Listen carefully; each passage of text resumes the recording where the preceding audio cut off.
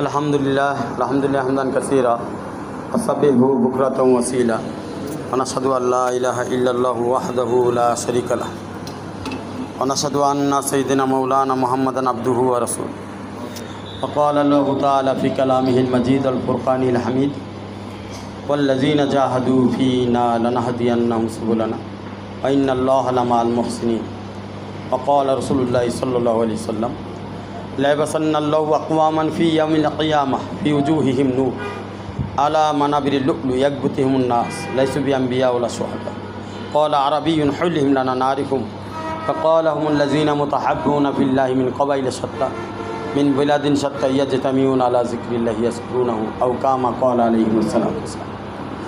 আল্লাহ পাকের অশেষ মেহেরবানি যে রব্বুল আলামিন আমাদেরকে খানকা ইমদাদিয়ায় মারকাজুল হক খুদ্দামুদ্দিনে আসার বসার তৌফিক দান করেছেন। আমরা সে রব্বুল আলামিনের দরবারে শুকরিয়া আদায় করি, বলি আলহামদুলিল্লাহ। আলহামদুলিল্লাহ। বন্ধুরা আমার, আল্লাহ পাক আমাদেরকে সৃষ্টি করছেন। এই সৃষ্টির মূলে হচ্ছে যেই বিষয়টা সব থেকে গুরুত্বপূর্ণ, সেটার নাম হচ্ছে ইমান। ইমান, সেটার নাম কি? ইমান। ইমান, ইমানই মেহনত। ইমানের জন্য মেহনত দরকার। কি দরকার ভাই? ইমানের জন্য মেহনত দরকার। মেহনত ছাড়া ইমান তৈরি হয় না। হযরত মাওলানা ইলিয়াস সাহেব রহমতুল্লাহ আলাইহি বলেছেন, তো মেরি তাহরিক ইমান কি তাহরিক হে। আমি যে আন্দোলন করতেছি, আমি যে মেহনত করতেছি, তবলিগি নামে যে সূরাতে যে মেহনত চলতেছে, এই মেহনতটা মূলত ইমানি তাহরিক,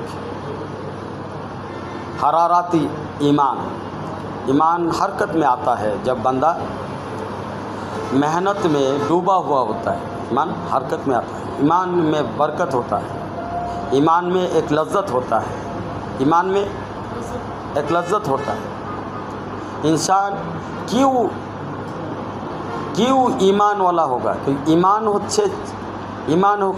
ईमान ऐसे एक कीमती चीज़ है कि इसके बगैर ना अल्लाह के साथ बंदा की ताल्लुक़ होगा, ना इसके बगैर बंदा जन्नत में पहुंच सकता है, बंदा की मग़फ़िरत हो सकता है।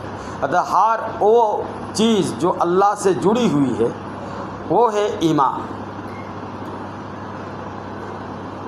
प्रत्येकटा जिनिस जेटा अल्लाहर साथे जोड़ा, अल्लाहर साथे जोड़ा।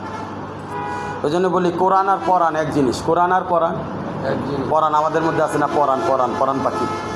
কোরআন আর পরাণ এক জিনিস। যদি এটা মিলন না হয়, কোরআন আর কোরআনের মিলন না হয়, তাহলে পরাণ ছটফট করবে সারা জীবন, এবং ছটফট করতে করতে একদিন পরাণ পাখি উড়ে যাবে। পরাণ পাখি উড়ে যাবে, কারণ কোরআন আর পরাণ এক জিনিস। কারণ কোরআনই হচ্ছে পরাণ, কোরআন হচ্ছে প্রাণ, কোরআন হচ্ছে জান, কোরআন হচ্ছে জান, কোরআন হচ্ছে আমাল, কোরআন জিন্দেগি, কোরআন বন্দেগি, কোরআন হচ্ছে বেলায়াত, কোরআন হচ্ছে নূর, কোরআন হচ্ছে বুরহান, কোরআন হচ্ছে আপনার আমার নাজাতের কারণ। তো কোরআন আমি বুঝবো কেমনে? তো এরা ইমানের নূর লাগবে। ইমানের নূর ছাড়া কোরআন বুঝে আসবে না। যার ভিতরে যেমন ইমানি নূর আছে, যার ভিতরে সে তত বেশি কোরআন বুঝবে।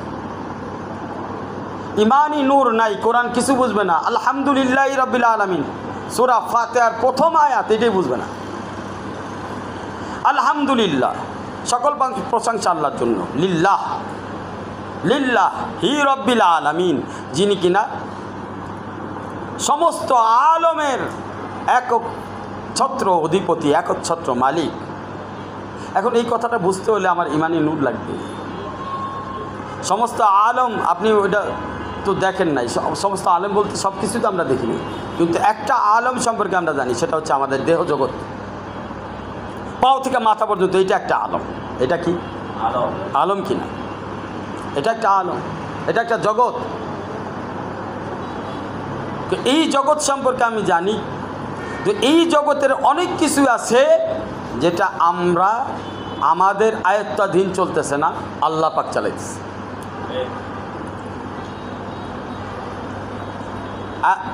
আমাদের আয়ত্তাধীন না, আল্লাহ পাকের আয়ত্তাধীন। আল্লাহ পাক যেভাবে খুশি সেভাবে চালাইতেছে। তো বন্ধুরা আমার, ইমানের বিভিন্ন স্তর রয়েছে। কি রয়েছে? ইমানের প্রথম স্তর হচ্ছে আব্দুল্লাহ হওয়া। কি হওয়া? আল্লাহর বান্দা। আব্দুল্লাহ মানে কি? ভাই বুঝে আছে, আল্লাহর বান্দা। আব্দুল্লাহ, আল্লাহর বান্দা, আব্দিয়াত, আল্লাহর বান্দা হওয়া। তো আল্লাহর বান্দার দুটি শ্রেণী, একটা হচ্ছে আল্লাহকে স্বীকারকারী আল্লাহর বান্দা, আরেকটা হলো আল্লাহকে অস্বীকারী আল্লাহর বান্দা। ওরাও আল্লাহর বান্দা, আমরাও আল্লাহর বান্দা। যারা স্বীকার করে এরাও হচ্ছে মুসলিম, যারা স্বীকার করে না এরা হচ্ছে কাফের। কিন্তু কাফেররাও আল্লাহর বান্দা। কি বান্দা? কাফেররাও কি? আর আমরাও কি? আল্লাহর বান্দা। তো বান্দা হচ্ছে প্রথম স্তর ইমানের। কি? বিশ্বাসের প্রথম স্তর বান্দা হওয়া। বান্দা হওয়ার কারণে আপনি কতগুলো নিয়ামত পাচ্ছেন জানেন? আপনি বান্দা হওয়ার কারণে আশরাফুল মাখলুকাত, সর্বশ্রেষ্ঠ। কি? সর্বশ্রেষ্ঠ। বান্দা হওয়ার কারণে আশরাফুল মাখলুকাত, সর্বশ্রেষ্ঠ। ফৌকিয়াত, সমস্ত জাহানের সমস্ত মাখলুকাতের উপরে আপনার ফৌকিয়াত আছে। অর্থাৎ পৃথিবীর মধ্যে আসমান জমিন থেকে নিয়ে যা কিছু আছে সমস্ত সৃষ্টির উপরে আপনার প্রাধান্যতা। কি হওয়ার কারণে? আল্লাহর বান্দা হওয়ার কারণে, মানুষ হওয়ার কারণে। শুধু মানুষ। কি? এখনও ইমানদার না, এখনও কালেমা পড়েন নাই, এখনও আল্লাহরে চিনেন নাই, কিন্তু মানুষ জগতে পয়দা হয়েছেন। আপনার দাম কত? সমস্ত মাখলুকাত যা আছে তার থেকে দামি। আপনি আপনাকে চিনেন, সমস্ত মাখলুকাত থেকে দামি। কথা বুঝতে পারছেন? এখন সমস্ত মাখলুকাত থেকে দামি হওয়ার কারণে আপনাকে কিছু আল্লাহ পাক বিশেষত্ব দান করছে। এক নম্বর, আপনি নিজ দেহে রাজত্ব করার অধিকার আপনাকে আল্লাহ দিয়ে দিয়েছেন। এখানে আল্লাহ অধিকার খাটায় না, আপনি অধিকার খাটান। নিজ দেহের অধিকার কে খাটায়? আপনার অধিকার আপনার বিবি খাটায়, আপনার মা বাবা, আপনার সন্তান না। আপনার নিজ দেহের রাজত্ব আপনি নিজেই করছেন। এইটা কেন পাইছেন? এই নিয়ামত আপনি ছাড়া মাখলুক, আর কোনো মাখলুক এই নিয়ামত লাভ করে নাই। আপনি ছাড়া আর কোনো মাখলুক, শুধু মানুষ এই নিয়ামত লাভ করছে। কি নিয়ামত? সে নিজ দেহে নিজের রাজত্ব করতে পারে। এছাড়া অন্য কোনো মাখলুক তার নিজ দেহে নিজের রাজত্ব করতে পারে না। কথা কি বুঝতে পারছেন? আপনার বাক স্বাধীনতা রয়েছে, আপনি যা ইচ্ছা বলতে পারেন, ভালো কথাও বলতে পারেন, মন্দ কথাও বলতে পারেন। এখানে আল্লাহ পাক আপনাকে বাধা দিবে না, কারণ আপনি শ্রেষ্ঠ মাখলুক। আল্লাহ পাক কি বলেছেন? ফাআল্লাহামাহা ফুজুরাহা ওয়া তাকওয়াহা। আপনাকে ভালো কাজের ক্ষমতাও পুরোপুরি আল্লাহ দিয়ে দিয়েছেন, আবার খারাপ কাজ করার জন্য পুরোপুরি অধিকার দিয়ে দিয়েছেন। আপনার দুনিয়াতে কোনো হিসাব কিতাব নাই। আপনি ভালো করেন মন্দ করেন, আল্লাহ কিচ্ছু বলবে না, ফেরেশতারাও কিচ্ছু বলবে না। ফেরেশতারাও কি বলবে না? ফেরেশতারাও কিচ্ছু বলবে না। কি বলবে না? কেন বলবে না? কারণ আপনি আশরাফুল মাখলুকাত হওয়ার কারণে এই দাম অর্জন করছেন। মহব্বতের ক্ষেত্রেও আপনার বাক স্বাধীনতা আছে, আপনার স্বাধীনতা আছে। আপনি চাইলে এসকে মাজাজিতে জড়িত হতে পারেন, চাইলে অবৈধ সম্পর্ক স্থাপন করতে পারেন, চাইলে বৈধ সম্পর্ক করতে পারেন। যাকে খুশি আপনি ভালোবাসতে পারেন, এটা আপনার বৈধ অধিকার আল্লাহ দিয়েছেন। এখন আপনি কি করবেন এখানে আপনার কোনো প্রশ্ন নাই, কারণ আপনি আশরাফুল মাখলুকাত, কারণ আপনি মানুষ। বান্দা হওয়ার কারণেই আপনার এই সম্মান। কাজে কর্মে সব স্বাধীনতা, আপনি যে কোনো ধরনের কাজে কর্ম করেন, ভালো মন্দ কাজ, দুনিয়ার আখিরাতের কাজ, যেটাই আপনি করেন আপনাকে স্বাধীনতা দেওয়া হয়েছে। এখানে আপনাকে কিছু বলবে না, কারণ আপনি মানুষ জন্মগ্রহণ করছেন। এরপরে অনুশীলনের উপরে স্বাধীনতা। অনুশীলন, আপনি খারাপ অনুশীলনও করতে পারেন, ভালো অনুশীলনও করতে পারেন, গান চর্চা করতে পারেন, মদ খাইতে পারেন, আবার নেক আমল করতে পারেন। সৃজনশীলতার উপরে স্বাধীনতা, আপনার ব্যক্তি মিজাজ আপনার আন্ডারে, আপনি যেমন আপনার মেজাজ তেমন আপনার প্রকৃতি হিসেবে আপনি চলতে পারবেন। সহনশীলতা রয়েছে, আপনার সহনশীলতার উপরেও আল্লাহ পাক পরিপূর্ণ অধিকতার পরিপূর্ণ ক্ষমতা দিছে। কৃত্রিমতা, আপনি কৃত্রিমভাবে আপনার জিন্দগিকে চালাইতে পারেন, আবার আপনি বাস্তব জিন্দগিতে বসবাস করতে পারেন। এগুলো সম্পূর্ণ আল্লাহ পাক আপনার বান্দা হওয়ার জন্য দিছে। তো ইমানের প্রথম স্তর হচ্ছে আল্লাহর বান্দা হওয়া, যে নিজেকে বিশ্বাস করবে যে আমি কারো দ্বারা ক্রিয়েট হয়েছি, কারো দ্বারা কেউ আমাকে সৃষ্টি করছে, তার বিশ্বাস করতে হবে আল্লাহকে। সে তা বিশ্বাস করতে বাধ্য। একজন কাফেরও বিশ্বাস করতে বাধ্য, একজন হিন্দু বিশ্বাস করতে বাধ্য, একজন মুশরিক বিশ্বাস করতে বাধ্য। এবং বস্তুত আপনারা জানেন না, সবাই তার ক্রিয়েটর একজন আছে এটা বিশ্বাস করে।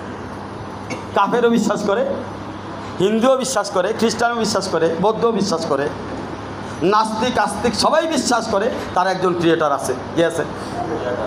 তার একজন সৃষ্টিকর্তা আছে। কিন্তু এই বিশ্বাসের জায়গায় গরমিল হওয়ার কারণেই পার্থক্য। আর গরমিল কেন হয় ভাই? কোরআনের দ্বিতীয় স্তর হচ্ছে কোরআনের উপর আমল। দ্বিতীয় স্তর কিসের? কিসের উপর আমল? ইমানের পরের স্তর কি? সাহাবী রাদিয়াল্লাহু তাআলা আজমাইন বলছে তাআল্লামনাল ঈমান সুম্মা তাআল্লামনাল কোরআন। আমরা প্রথমে ঈমান শিখছি, পরে কোরআন শিখছি। তার ঈমানের পরের স্তর হচ্ছে আপনার জিন্দেগি কোরআনের নূরে সাজাইতে হবে। কিসের নূরে? কোরআনের নূরে। কোরআন কিন্তু নূর। এখন আপনি কোরআন পড়েন, কিন্তু কোরআন পড়ার সাথে সাথে কোরআনের নূর অর্জন করার চেষ্টা করেন। কোরআন আপনাকে কি বুঝাইতে চায়, কোরআন আপনাকে কি বলতে চায়। বন্ধুরা আমার, আল্লাহ পাক বান্দার কাছে যেমনিভাবে আশা করে, বান্দার তেমনিভাবে সাজাটাকেই বলে কোরআন। আম্মা জান হযরত আয়েশা রাদিয়াল্লাহু তাআলা আনহাকে বলা হয়েছে যে আল্লাহ রাসূল সাল্লাল্লাহু আলাইহি ওয়াসাল্লামের জিন্দেগি কেমন ছিল। আম্মা জান হযরত আয়েশা রাদিয়াল্লাহু তাআলা আনহা বলছে, তোমরা কি কোরআন পড়ো নাই? আল্লাহ রাসূল হলো চলতি ফিরতি কোরআন, ওনার জিন্দেগিটাই কোরআন। তো যখন কোনো মানুষ কোরআনের নূরে নিজেকে সাজাবে, সে যেখানে যাবে সেখানেই জিন্দেগি সুন্দর হবে। কথা কি বুঝে আসছে ভাই? हाँ। এবার আপনি कुरान अगर आँखों से देखो तो अल्फाज नज़र आता है। कुरान अगर आँखों से देखो तो अल्फाज नज़र आता है। दिमाग से सोचो तो इल्म नज़र आता है। दिल से देखो तो नूर नज़र आता है। रूह से देखो तो खुदाई कुदरत नज़र आता है। ज़बान से पढ़ते हो तो लज्जत मिलता नज़र आता है। कुरान को सीने में हो तो सोहबत हक नज़र आता है। कुरान से गौर और फिक्र करो तो रसूल नज़र आता है। और कुरान की जिक्र करो तो खुदा नज़र आता है। दलील अना जालिसुन मन ज़कर, अना जालिसुन मन ज़कर। আল্লাহ বলতেছে আমি তার সাথেই থাকি যে আমাকে স্মরণ করে, যে আল্লাহর জিকির করছে আল্লাহ তার সাথে। তা আল্লাহ নজর আতা হ্যাঁ জিকির করনে সে আল্লাহ। আমার হযরত আলা করাচি শাহ হাকিম মোহাম্মদ আক্তার সাহেব नब्बर उमर का बोलें, जिकिर जाकिर को मज़कूर तक पहुँचा के फिर दम लेता है। अर्थात जिकिर जाकिर को मज़कूर तक पहुँचाएंगे। मानतेकिर किताबे आसे एक होच्छे एरात इला तरीक, आरेकटा होच्छे मतलूब इला तरीक बा एरात इलाल मतलूब। एरात इला तरीक होच्छे एलेम, एलेम द्वारा अपनी रास्ता चिनबेन। और मतलूब इला तरीक होच्छे सोहबत, मतलूब इला तरीक सोहबत। और एलेम और सोहबतेर मिलनेर जन्य दरकार कि ईमान। की दरकार? ईमान। बगैर ईमान ना इल्म हरकत में आएगा, बगैर ईमान ना सोहबत हरकत में आएगा। ईमान होगा तो सोहबत भी हरकत में आएगा, ईमान होगा तो इल्म भी हरकत में आएगा। ईमान होगा तो दोनों की मुलाकात होगी। अगर मुलाकात होगी तो अमल हरकत में आएगा। अगर अमल हरकत में आएगा तो नूर की जलवा आपके अपने आप के दिल में नज़र आएगा। अगर नूर के जलवा अपने दिल में नज़र आया तो खुदा मिल जाएगा। खुदा को मिलना इतना मुश्किल कोई बात नहीं, आपको मुश्किल बना रखा है बंदों ने। आपने समझा है कि यह हो सकता है बहुत मुश्किल काम है, यह कोई भी मुश्किल काम नहीं। आपने जी ये समझा रखा है ना, ये आपको आपकी गलत फहमी है। असल में अल्लाह तो कुरान भेजा इसलिए कि बंदों को चाहते। हमारे शायद पीर मुर्शिद आरिफ बिल्ला शाह हाकिम मोहम्मद अख्तर साहब नब्बर उमर का बोलें, अब चाहे हमें ये करम अब का, अब चाहे हमें ये करम अब का, वरना हम चाहने के तो काबिल नहीं, वरना हम चाहने को तो काबिल नहीं। मुझे कुछ खबर नहीं थी तेरे दर्द क्या है या रब, तेरे आशिकू से सीखा तेरे संग दर पे मरना।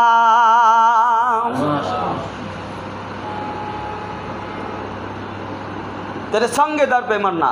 আমি কোনো কিছুই জানতাম না যে তোমার তো আল্লাহ তোমার সাথে সম্পর্ক কিভাবে করতে হয়, তোমার আশিকদের কাছে শিখছি যে মাসুক কিভাবে হতে হয়। আহা, এই জন্য বন্ধুরা আমার, হায় আমাদেরকে কোরআন দেখতে হবে। কোন নজরে দেখতে হবে এটা বলছে, যখন চোখ দিয়ে দেখবা তখন শব্দ দেখবা, কোরআনের কিছু শব্দ আলফাজ। যখন দিল দিয়ে কোরআন দেখবা তো তখন দিলের মধ্যে নূর দেখতে পাবো। যখন দিমাগ দিয়ে কোরআন দেখবা তখন এলমের সাগরে তুমি ভাসতে থাকবা, এলমের সাগরে ভাসতে থাকবা। যখন কোরআন নিয়ে চিন্তা ভাবনা করবা, কোরআন নিয়ে চিন্তা ভাবনা গবেষণা করবা, তখন রসুলকে দেখতে পাইবা। তো কোরআনের প্রতি পাতায় পাতায় রসুল আছে। আবার যখন কোরআন নিয়ে তোমার সিনার মধ্যে বসাইবা, জিকিরের মধ্যে বসাইবা, আমলের মধ্যে বসাইবা, দেখবা যে আল্লাহ পাক দেখা যায়, আল্লাহ পাককে দেখা যায়, আল্লাহ পাককে দেখা যায়। বোঝা নাই? যদি তুমি দেখতেই না পারো তো বোবা পশুর ডাক্তার হয় কিভাবে? বোবা পশুর ডাক্তার হয় কিভাবে? ও বোবা পশু দেখেই বুঝে তার রোগ কি হয়েছে।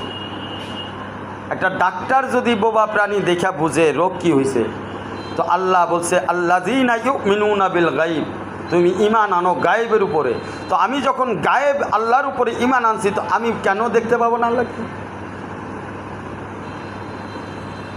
মূলত সব কিছুই গায়েব। মূলত তো আপনি শ্বাস নেন কোন জায়গার থেকে বলেন তো? কানেকশন কোন জায়গায়?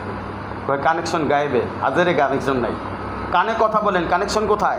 কানেকশন গায়েবে, হাজারে নাই। চোখ দিয়ে দেখেন, কানেকশন কোথায়? গায়েবে, হাজারে নাই। জবান দিয়ে কথা বলেন, কানেকশন কোথায়? গায়েবে, হাজারে নাই। খাবার খান, চিবান, তারপরে পেটে যে এটা হজম হয়, এটার কানেকশন কোথায়? গায়েবে, হাজারে নাই। আপনার শরীরের যে শক্তি বার করেন তো দেখি, আলাদা করেন তো শরীর থেকে। শক্তিকে আলাদা করবেন, শরীরটা আলাদা করবেন, পারবেন? না। শক্তির কানেকশন কোথায়? গায়েবে, হাজারে নাই। ভাই গায়েবে কানেকশন, তাই গায়েবে কানেকশন বুঝি কীভাবে? নামের মধ্যে। আল্লাহর সিফাতি নামগুলো দেখেন। আল্লাহর একটা নাম ইয়া সামিও, শূন্যওয়ালা, এই জন্য আপনি শুনেন। কানেকশন ওই তার নামের মধ্যেই আছে। আল্লাহর একটা নাম ইয়া বাসিরু, দেখনেওয়ালা, এই জন্য আপনি দেখেন। কানেকশন তার নামের মধ্যেই আছে।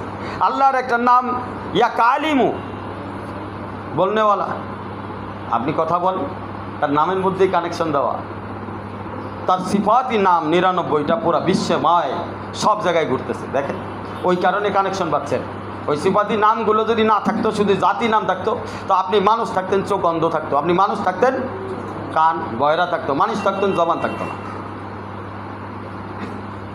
তো এইগুলা কেন কয়? আল্লাহ পাক জাতের সাথে তার সিফতকে কানেক্টেড করছে, আর সিফত বান্দাকে উপহার দিছে। সিফত বান্দাকে উপহার দিছে। আমান আহসানু মিনাল্লাহি সিবগা।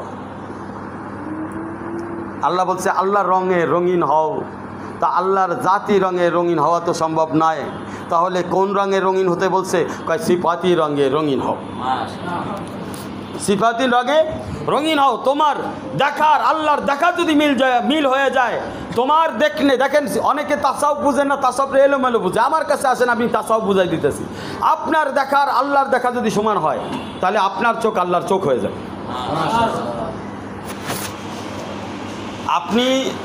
আপনাকে আল্লাহ কিভাবে দেখতে বলছে? আল্লাহ তার নাম রাখছে ইয়া সামিউ, ইয়া বাসিরু রাখছে। আল্লাহ কিভাবে দেখেন? বান্দাকে কিভাবে দেখেন? আল্লাহ কোরআনে বলছে না, বলে নেই? হ্যাঁ, কিভাবে দেখেন? কিভাবে দেখতে আপনাকে বলা হয়েছে? আল্লাযীনা ইয়াযকুরুনাল্লাহা কিয়ামান ওয়া কুউদান ওয়া আলা জুনুবিহিম ওয়া তাফাক্কারুনা ফি খালকিস সামাওয়াতি ওয়াল আরদ। আল্লাহ বলতেছে যে সর্ব অবস্থায় যারা দাঁড়ানো বসা অবস্থায় আমার জিকির করতেছে এবং আল্লাহকে নিয়ে চিন্তা করতেছে, এভাবে তো দেখতে বলছে নাকি? এখন আপনার দেখা, আপনার শোনা, আপনার বলা যদি আল্লাহর নামের সাথে মিলে যায়, আল্লাহ ইয়া সামিউ ইয়া বাসির ইয়া কালিমু ইয়া কবিউ, আল্লাহর শক্তির সাথে আপনার শক্তি যদি মিলন হয়ে যায় তো এই শক্তির আপনার শক্তি থাকবে না, এই শক্তি আল্লাহ নূর হয়ে যাবে। এই জন্য আল্লাহ হাদিসে কুদসিতে বলেন, বান্দা যখন নফল ইবাদত করতে করতে এমন পর্যায়ে চলে আসে তখন বান্দার চোখ আমার চোখ হয়ে যায়, বান্দার কান আমার কান হয়ে যায়, বান্দার জবান আমার জবান হয়ে যায়। কথা ঠিক কোন দিক দিয়ে হইল এটা কেউ বুঝেন? এই জন্য তো সওবার দরকার। হইল কোন দিক দিয়ে? আল্লাহর নামের সাথে আপনার কাম যদি মিলা যায়, আল্লাহর জিকিরের সাথে আপনার ফিকির যদি মিলে যায়, আল্লাহর কামের সাথে আপনার মিশন যদি মিলে যায়, তাহলে আপনি আর আপনি নাই, আপনি আল্লাহর সাথে মিলিত হয়ে গেছেন। আপনি কার সাথে মিলিত হয়েছেন? আসমানের পানি যখন নদীতে পড়ে, সমুদ্রে পড়ে, তখন আপনি নদীর পানি কতটুকু আর সমুদ্রের পানি কতটুকু পার্থক্য করতে কি পারবেন? কিন্তু জিনিস দুইটা, দুই জিনিস দুইটা, কিন্তু এখন পার্থক্য করতে পারতেছেন, কারণ মিলন হয়ে গেছে। বান্দা যখন আল্লাহর হয়ে যায় তখন মিলন হয়ে যায় ইমানি নূরের সাথে। বান্দার ইমানি নূরের সাথে আল্লাহ পাকের নূরের জাত এবং সিফাতের মিলন যখন হয় তখন বান্দার ব্যাপারে আল্লাহ ঘোষণা করে, ইত্তাকু ফারাসাতাল মুমিন ফাইন্নাহু ইয়ানজুরু বিনূরিল্লাহ, তুমি ভয় করো আমার প্রিয় বান্দাদের সূক্ষ্ম দৃষ্টিকে, কারণ সে আমার নূর দ্বারা দেখে। আল্লাহ ঘোষণা করেন, মান আদালি আলিয়ান ফাকাত আযানতুহু বিল আরব, আমার বন্ধুর সাথে যদি দুশমনি করো আমি তোমার বিরুদ্ধে যুদ্ধের ঘোষণা করলাম। কেন এত বছরত? ইন্না আউলিয়া আল্লাহি লা খাউফুন আলাইহিম ওয়ালা হুম ইয়াহজানুন, নিশ্চয়ই আমার বন্ধু যারা তাদের ভয় নাই, টেনশন নেই। কেন আল্লাহ এত ঘোষণা করলেন? এত প্রোটোকল কেন? এত সিকিউরিটি কেন আল্লাহ ওয়ালাদের ক্ষেত্রে? এত প্রোটোকল কেন আল্লাহ বললেন? তাই এটার কারণ হলো বান্দা তার সিফাতি নূরে আল্লাহর সাথে মিলন করতে পারে। সিফাত বান্দার জন্য আল্লাহর পক্ষ থেকে উপহার। মনে রাখবেন, এই সিফাতকে আপনি গ্রহণ করেন, আল্লাহর জাতের সাথে আপনার মিলন হবে। কারণ সিফাত যেখানে, জাত সেখানে। সিফাত আলাদা, জাত আলাদা হতেই পারে না। হাত আলাদা, মাথা আলাদা হতেই পারে না। হাত আলাদা হতেই পারে না, জামা আলাদা, শরীর আলাদা হতেই পারে না। না বুঝেন নাই? এটা আকল খাটান হয় কেমনে? এটা বুঝাছে না। হ্যাঁ, বুঝাবো। হযরত ইব্রাহিম আলাইহিস সালাম বললেন যে আল্লাহ হাসবুন আল্লাহ, আপনি ছাড়া কোনো উপায় নাই, অনিয়ামাল ওয়াকিল, আপনি আবার শ্রেষ্ঠ হেফাজতকারী, উদ্ধারকারী, অভিভাবক। আপনার মতো সুন্দর অভিভাবক আর কোথায় পাই? আপনার কাছেই স্যালেন্ডার। তখন আল্লাহ কি বললেন? ইয়া নারু কুনি বারদান ওয়া সালামান আলা ইব্রাহিম। কথা ঠিক কিনা? আচ্ছা, এই কথাটা করতে বলছে আসমান থেকে, আরশ থেকে না আগুনের ভিতর থেকে? কোত্থেকে? মুফাসসির একরাম, অধিকাংশ উলামা একরাম বলে এই কথাটা আওয়াজটা আগুনের ভিতর থেকে আসে। তাহলে আগুন হচ্ছে একটা জাত জিনিস, আল্লাহ তৈরি একটা জাত, ম্যাটেরিয়ালস, একটা দ্রব্য, একটা বস্তুর মধ্যেও জাত সিফাত আছে। কিন্তু আল্লাহ পাক এখানে আইসা কথা বললেন, তাহলে আল্লাহ আরশে বসে রয়েছে না এই জায়গাও আছে? আল্লাহ কি শুধু আরশে, না আগুনের ভিতরেও আছে? আগুনের ভিতরেও আছে। সিফাতের মধ্যে আছে কি না? তাহলে সিফাত যেখানে, আগুন আল্লাহর সিফাত, আল্লাহ হচ্ছে জাত। আল্লাহর সিফাত যেখানে জাত, আল্লাহর সিফাত যেখানে জাত, সেখানে বান্দা বুঝে না। কারণ জাত সিফাতের মিলন না হলে আপনি চোখে দেখতে পারবেন না, কানে শুনতে পারবেন না। নির্দিষ্ট সময়ের জন্য একটি আল্লাহ পাকের পাওয়ার দিছে, যেটাকে রূহ বলা হয়। কি বলা হয়? রূহের মধ্যে অনেক ক্লাসিফিকেশন আছে, যেটা আজ মাওলানা সাহেব আসেন। মাশাআল্লাহ দেরি করছেন, আসেন সামনে আসেন। আমাদের ইমাম সাহেবের সাথে সাক্ষাৎ করেন। মাঝকান্দা জামে মসজিদের ওই যে এনা কাউন্টারের জামে মসজিদ যেটা, ওই মসজিদের ইমাম এবং খতিব। আসেন, বসেন।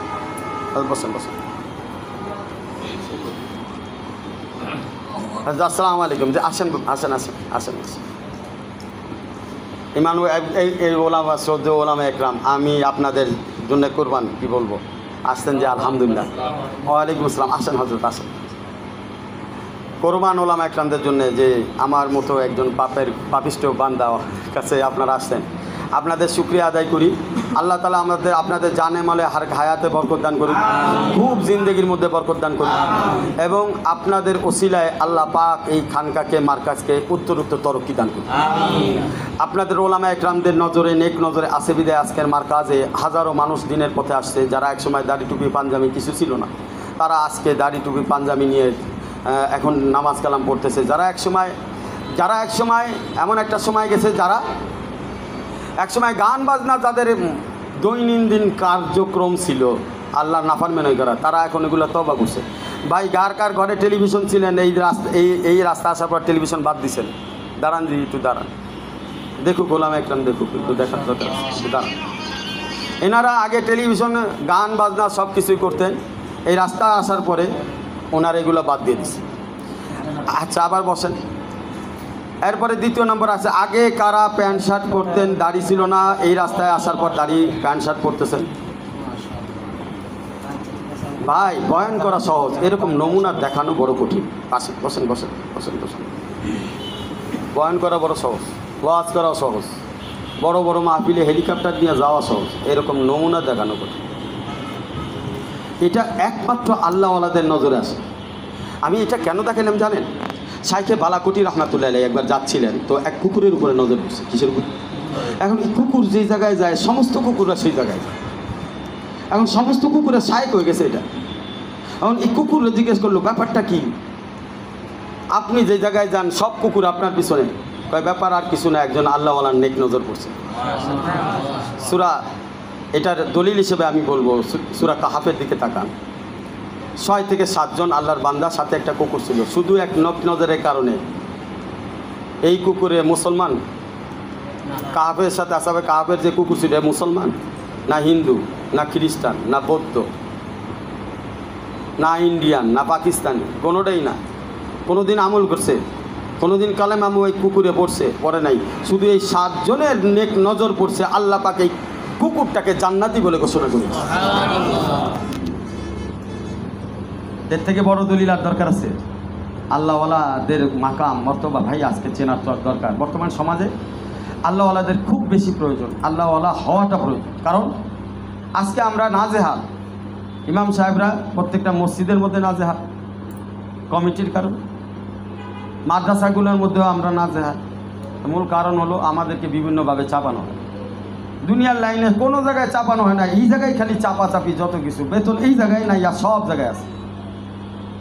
একজন আলেম যে কত কষ্ট করে, একজন আলেম ছাড়া এটা বুঝবে না, এটা সম্ভব না। আমি ব্যাখ্যা দিতে পারবো না যে একটা আলেমের জীবন কতটা কষ্টের মধ্যে দিয়ে যায়, আর কতটা কোরবানির মধ্য দিয়ে একজন আলেম সে আল্লাহকে সন্তুষ্ট করে।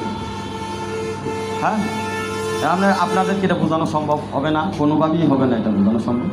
কত ব্যথা কত বেদনা নিয়ে তারা যে মুখে হাসি রাখে, এটা আপনাকে কোনোভাবেই বোঝানো সম্ভব।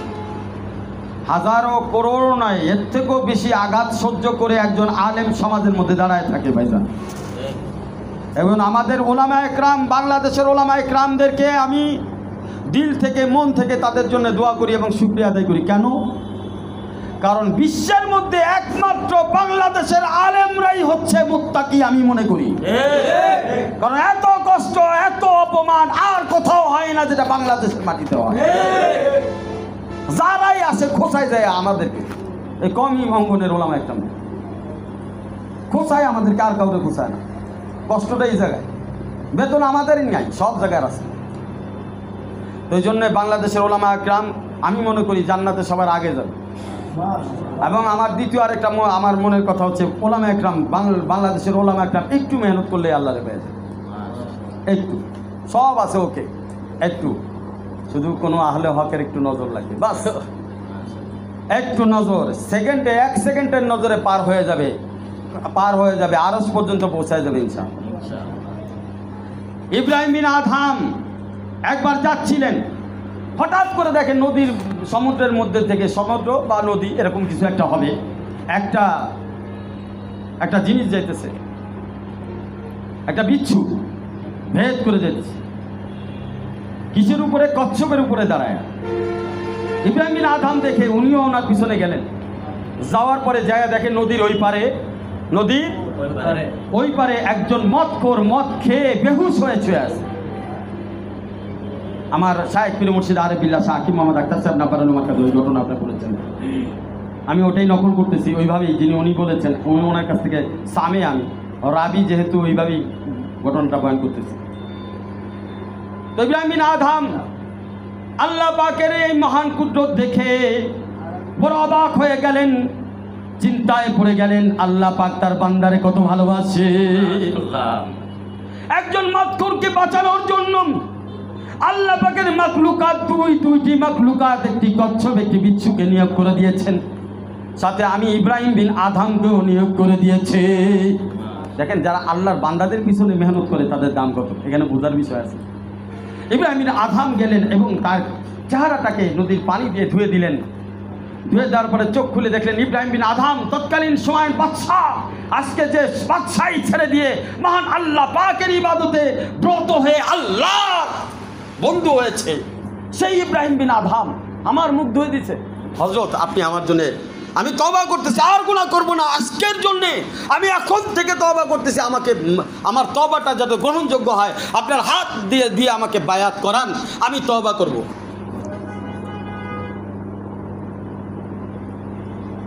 तेरे हाथ हाथ में आ लगा कि चराग रहा के जल गए।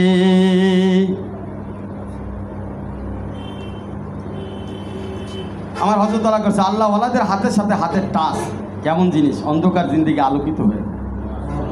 এটা হযরতের শের, আমি শুধু নকল করলাম মাত্র। চরাগ রাহা কে জল গয়ে। হযরত আশরাফ আলী থানভী রহমতুল্লাহ আলাইহির কাছে খাজা সাহেব যখন আসলেন, খাজা সাহেবকে জিজ্ঞেস করলো তুমি কিসের জন্য আসো? থানভী রহমতুল্লাহ বলে নেহি হে কুছ ख्वाहिश मेरी तेरे दर पे लेकर आया हूँ, नहीं है कुछ ख्वाहिश मेरी तेरे दर पे लेकर आया हूँ। मिटा दीजिए मिटा दीजिए मैं मिटने के लिए आया हूँ।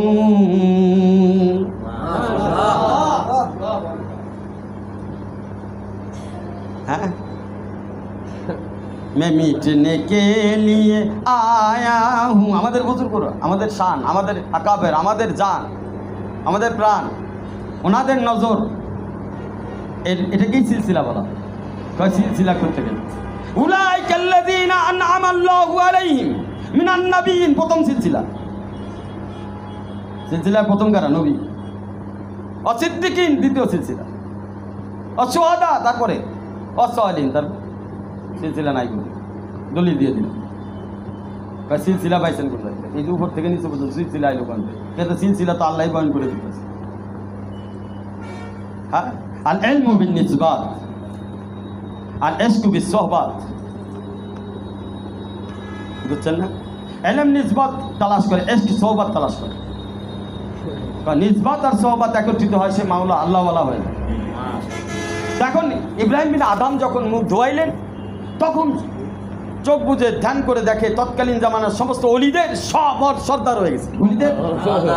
এখন ইব্রাহিম বিন আদম প্রশ্ন করেন, আল্লাহ একজন নেশাকর, জীবনে কোনো নামাজ কালাম ঠিক মতো খালি নেশাই করছে, শুধুমাত্র মুখ ধোয়াই দিছে, এই কারণে এত বড় মাকাম?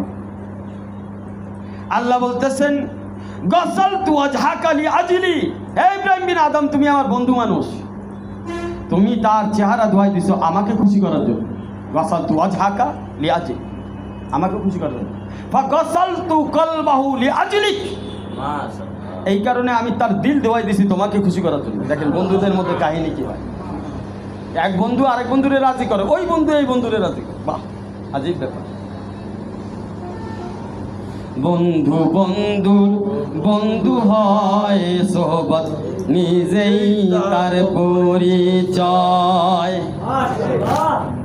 বন্ধু বন্ধুর বন্ধু হয় সোহবত তার নিজেই তার পরিচয়। এটা আপনি আপনার বন্ধুর জন্য জান দিয়ে দিবেন, কারণ বন্ধু সোহবত ক্লিয়ার করছে যে আপনার ওই কারণে বন্ধুত্ব গভীর হয়ে গেছে।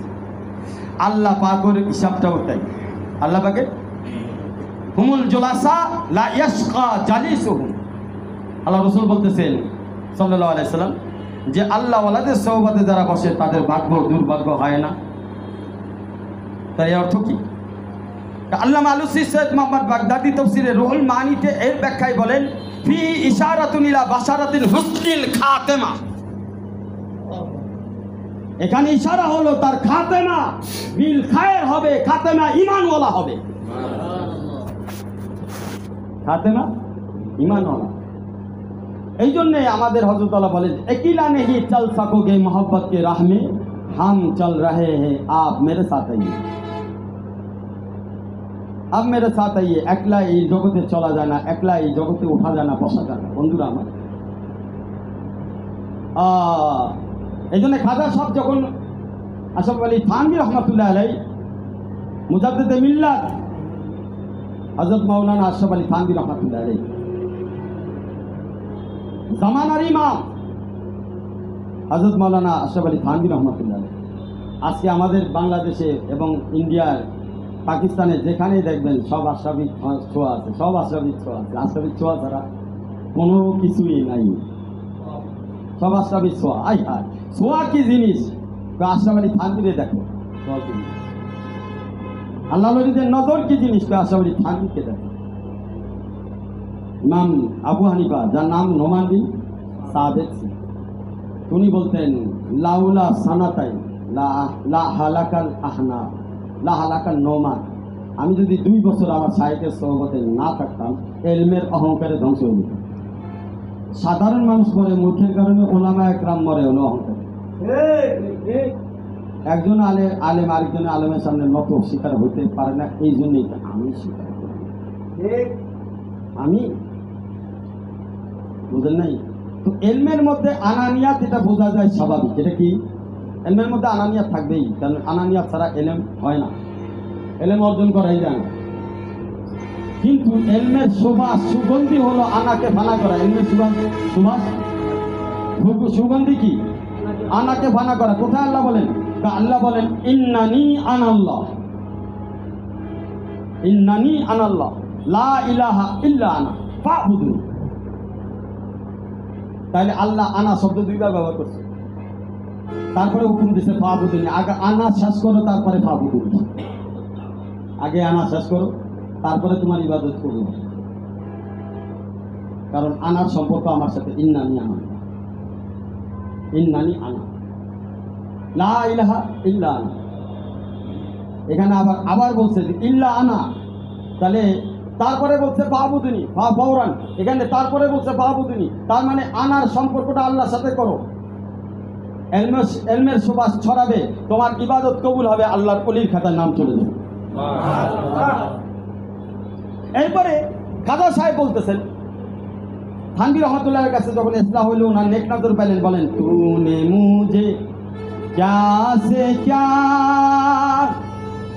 शौके फरावा कर दिया, माशाअल्लाह। तूने मुझे क्या से क्या शौके फरावा कर दिया, पहले जा फिर जाने जा फिर जाने जाना कर दिया। এখন খাজা সাহেবের মধ্যে মজা চলে এসেছে। নামাজে মজা, জিকিরে মজা, আমলে মজা, আল্লাহকে ডাকলে মজা, সিজদা দিলে মজা, আল্লাহর কাছে চাইতে মজা, বয়ান করতে মজা, যেখানে যায় সেখানেই মজা, পুরো আসমানও মজাদার, জমিনও মজাদার। এই জন্য আমার শাইখ পীর মুর্শিদ আরিফ বিল্লাহ শাহ কি মোহাম্মদ আখতার সাহেব নাম্বার আমার কাছে বলেন, তু মিলা তো সব মিলা, তু মেরা তো সব মেরা, फलक मेरा ज़मी मेरी, एक तू शई नहीं मेरा, कोई शई नहीं मेरी। দেখছেন নি? আহা ভাই আল্লাহ ওলাদের আসমান আলাদা, জমিন আলাদা, দিল আলাদা, নজর আলাদা, মেজাজ আলাদা, আর কারোর সাথে মিলে না। ভাই মাখন কিভাবে মিলবে? দই মিলাইতে পারেন পানির সাথে, মাখন মিলানো সম্ভব না। দই পানির সাথে মিলানো যায়, নকল করে বেচাও যায়, বুঝবে না, কিন্তু মাখন মিলবে না। তাই এটা দুধ হচ্ছে, দুধের সম্পর্ক কোরআন এবং হাদিস রুইয়াতের সাথে, তাবিদের সাথে সম্পর্ক আছে। দুধকে এলমের সাথে সম্পর্ক দেওয়া বলা হয়। এই জন্য দুধ খাওয়ার পরে দোয়া আছে, আল্লাহ কি ওয়াজিদ নামিনহু বারিক লানা ফি ওয়াজিদ নামিনহু, আল্লাহ তুমি কি করো, এটা বাড়ায় দাও, দুধে বরকত বাড়ায় দাও। আরেক জায়গায় আল্লাহ বলছে একই কথা, আউজিদ আলাইহি ওয়ারাত্তিলিল কোরআন তারতিলা, এখানেও জিদের কথা বলা হয়েছে। তো ওখানেও দোয়ার মধ্যে জিদনা মিনহু, এখানে দোয়ার মধ্যে আল্লাহ শিখাইছেন আউজিদ আলাইহি। তার মানে দুধের সাথে সম্পর্ক এলেমের, মাখনের সাথে সম্পর্ক বেলায়েতে, এটার বরকত হবে, আম হবে, মেহনত হবে। কিন্তু যখন বান্দা কোনো আহলুল্লাহ নেক নজর পাবে, সে ওলি আল্লাহ, তখন তাকে আল্লাহ পাক মাকামে ইহসান দান করবে।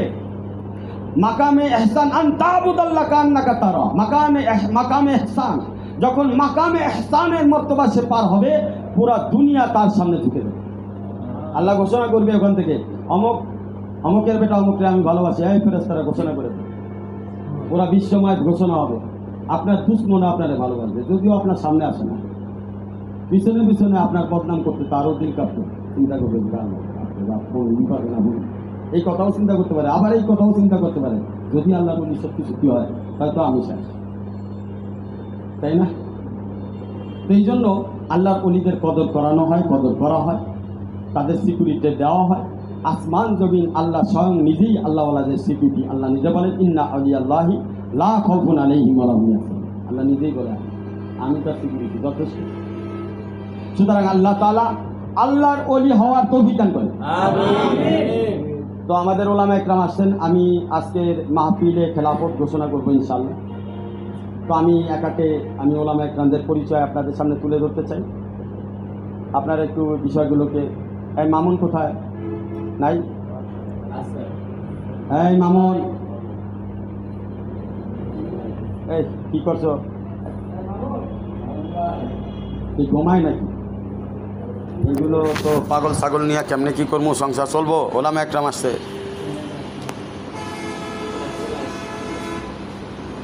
এই তুমি কোথায়? তোমার দায়িত্ব কি? তুমি তোমার দায়িত্ব পালন করো না কেন? তো আলহামদুলিল্লাহ, তো ওলামা একরামদের আমি আলহামদুলিল্লাহ একটু পরিচয়, প্রথম নম্বর পরিচয় সারবো আমরা। তো আমি প্রথমে শুরু করতেছি, ভাইজান এই মাইকটা নেই এবং পরিচয়গুলো একটু বলেন মাশাআল্লাহ। আসসালামু আলাইকুম ওয়া রাহমাতুল্লাহি ওয়া বারাকাতুহু। এদিকে আসেন, কাছে কাছে। আলহামদুলিল্লাহ, আমি শুকরিয়া আদায় করতেছি যে আমাদের আরিফ বিল্লাহ হাকিম আখতার সাহেবের স্বনামধন্য খলিফা হযরত মাওলানা মুফতি কাউসারুজ্জামান আইয়ুবী সাহেবের নিসবতে আমরা সহবতে আসতে পেরেছি, এই জন্য আমি শুকরিয়া আদায় করছি, আলহামদুলিল্লাহ। তো আমার পরিচয় হলো মাওলানা মুফতি এমদাদুল্লাহ হুসাইনি। আমি বর্তমানে খেদমতে আছি রঙ্গিলা বাজারের পাশেই বেকারি মোড় এক মসজিদে ইমাম ও খতিবের দায়িত্বে আছি, আর এক মাদ্রাসায় শিক্ষকতার দায়িত্বে আছি। আমার বাড়ি হলো ময়মনসিংহ জেলা বাওড়া থানা। আমি হজরতের জন্য হজরত মাওলানা এমদাদুল্লাহ হুসাইনি সাহেব দামাত বরকাতুম আলিয়া, ওনার জন্য আমাদের সিলসিলা কাদরিয়া, চিশতিয়া, নকশবন্দিয়া, মুজাদ্দিদিয়া, সাহারানদিয়া, আরও কোনো সিলসিলা থাকলে তাও বলতে পারেন, সমস্যা নেই। কারণ আশরাফ আলী থানভী রহমতুল্লাহ, হাজি এমদাদুল্লাহ মুআজ্জম মুফতি, ওনাদের কাছে সমস্ত সিলসিলায় আসে। তো ওনাদের পক্ষ থেকে আমি ওনার খেলাফত ঘোষণা করতেছি, আলহামদুলিল্লাহ বলেন। আল্লাহ তাআলা ওনাকে ভরপুর কামিয়াবি দান করেন। একজনে যায় আমার সনদটা নিয়ে আসো, ওইখানে আছে, তোমরা জানো যে এটা হিসেবে লেখা আছে, ওটা নিয়ে আসো। ওনার হায়াতের মধ্যে বরকত দান করেন। ওনার সিলসিলায় এই আহলে হক আহলে নিজবত হাকিম আক্তার সাহেব রহমাতুল্লাহ আলাইহি, আমার শাইখ পীর মুর্শিদ আরিফুল্লাহ, ওনাকে রুমিয়া জামান বলা হয়, শামসুল জামান আর শামসুল তেবরেজ বলা হয়। সারা বিশ্বে হাকিম আক্তার সাহেব একটা নাম, এমন একটা প্রাণ যে কোনো ওলামা একরাম এমন নাই যে ওনার নাম জানে না, এবং এক বাক্যে এক কথায় ওনাকে সবাই আল্লাহর ওলি মনে করেন। এবং ওনার দয়া এবং মেহরবানিতে আমি ওনার নিজবত আল্লাহ তাআলা ওনার ওসিলায় দান করতেন। আমি যেভাবে পেয়েছি ঠিক একইভাবে আমিও আমার নিজবত আমার পক্ষ থেকে হাকিম আক্তার সাহেবের নিজবত, আমি কিন্তু আমার নিজবত দিচ্ছি না, আমার মাধ্যমে হাকিম আক্তার সাহেবের নিজবত, ওনার নিজবতটাই আমি ট্রান্সফার করছি। আল্লাহ তাআলা কবুল করেন। এখানে নামগুলো লেখেন, লেখা এখানে শুধু নাম লিখতে হবে, কোরআন সিগনেচার করে দিব, ঠিক আছে? একটা আনো, একটা লিখবে যে একটা কিছু আনো, এইটাই দাও, ডায়েরিটা দাও, এটার মধ্যে রাইখা লেখেন, এখানেও আপনার নাম লেখেন, ঠিক আছে?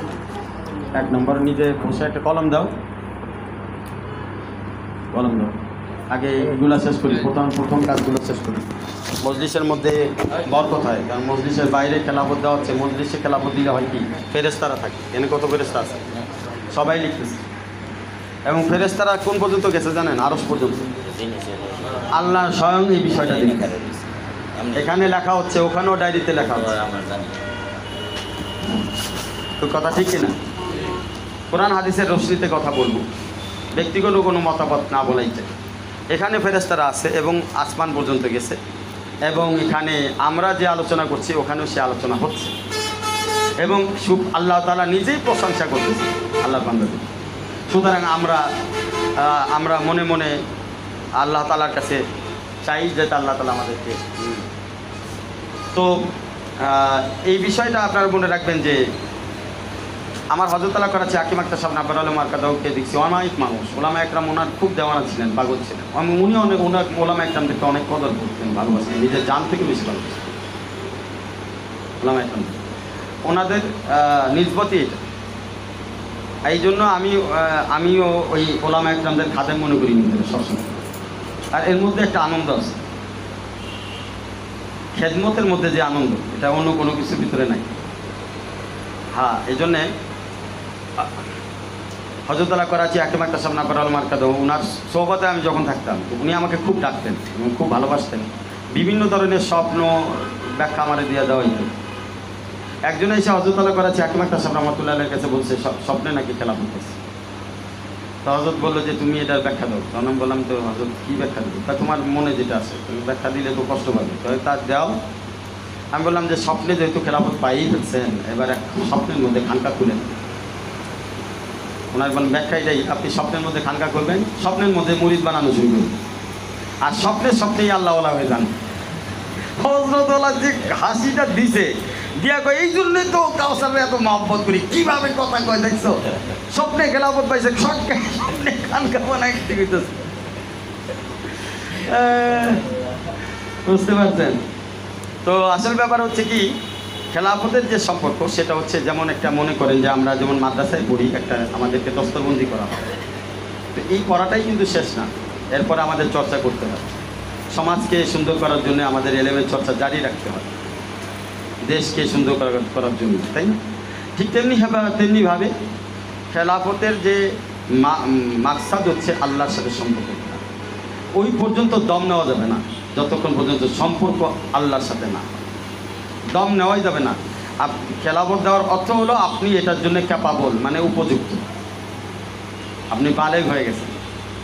সুতরাং বালেগের জন্য বিবাহ ফরজ, আর আধ্যাত্মিক জগতে বালেগের জন্য আল্লাহর সাথে সম্পর্ক করা ফরজ। একজন আলেম এলেমের কারণে বালেগ হয়, একজন আলেম নিজবাতের কারণে বালেগ হয়। এই দুইটা জিনিস যখন একজন আলেম পেয়ে গেল, তার আল্লাহর সাথে সম্পর্ক করা সহজ হবে। আর বর্তমান আমাদের মুরব্বীরা চলে গেছে, আপনারা বলি 2-1 আছে হাতে গোনা, ওনারা অনেক বয়স। আমি যতটুকু জানি যে ওনারা খেলাফত এখন আর দেয় না। তো হযরতullah করাচি বলতেন মাঝে মাঝে, কাউসারের শেষ সময়ের জন্য রেখে গেলাম, বলতেন অনেক ওলামা একরাম আসবে, আমার কথা বলতেন, কাউসারের কাছে আসবে এবং নিজবত নিয়ে যাবে, এই কথা বলতেন। এবং আলহামদুলিল্লাহ আপনারা আসতেছেন, এটা তার একটা নমুনা। রুজুয়াত করতেছেন। আপনাদের কাছে আমার দরখাস্ত হলো, আসেন একসাথে মেহনত করি, আল্লাহর সাথে সম্পর্ক করি। আমি চাই ওই এদিকে তো হাকিম আক্তার সাহেবের খলিফা তেমন নাই, আর দ্বিতীয় নম্বর হচ্ছে এই সাইডে হাকিম আক্তার সাহেবের কাজকে নিয়ে আপনারা অগ্রসর হবেন। আমাদের মূলত 4টি কাজ বুঝছে লেখা হয়েছে, আলহামদুলিল্লাহ ওনারটা লেখা হয়েছে, আমি সিগনেচারটা পরে দিচ্ছি।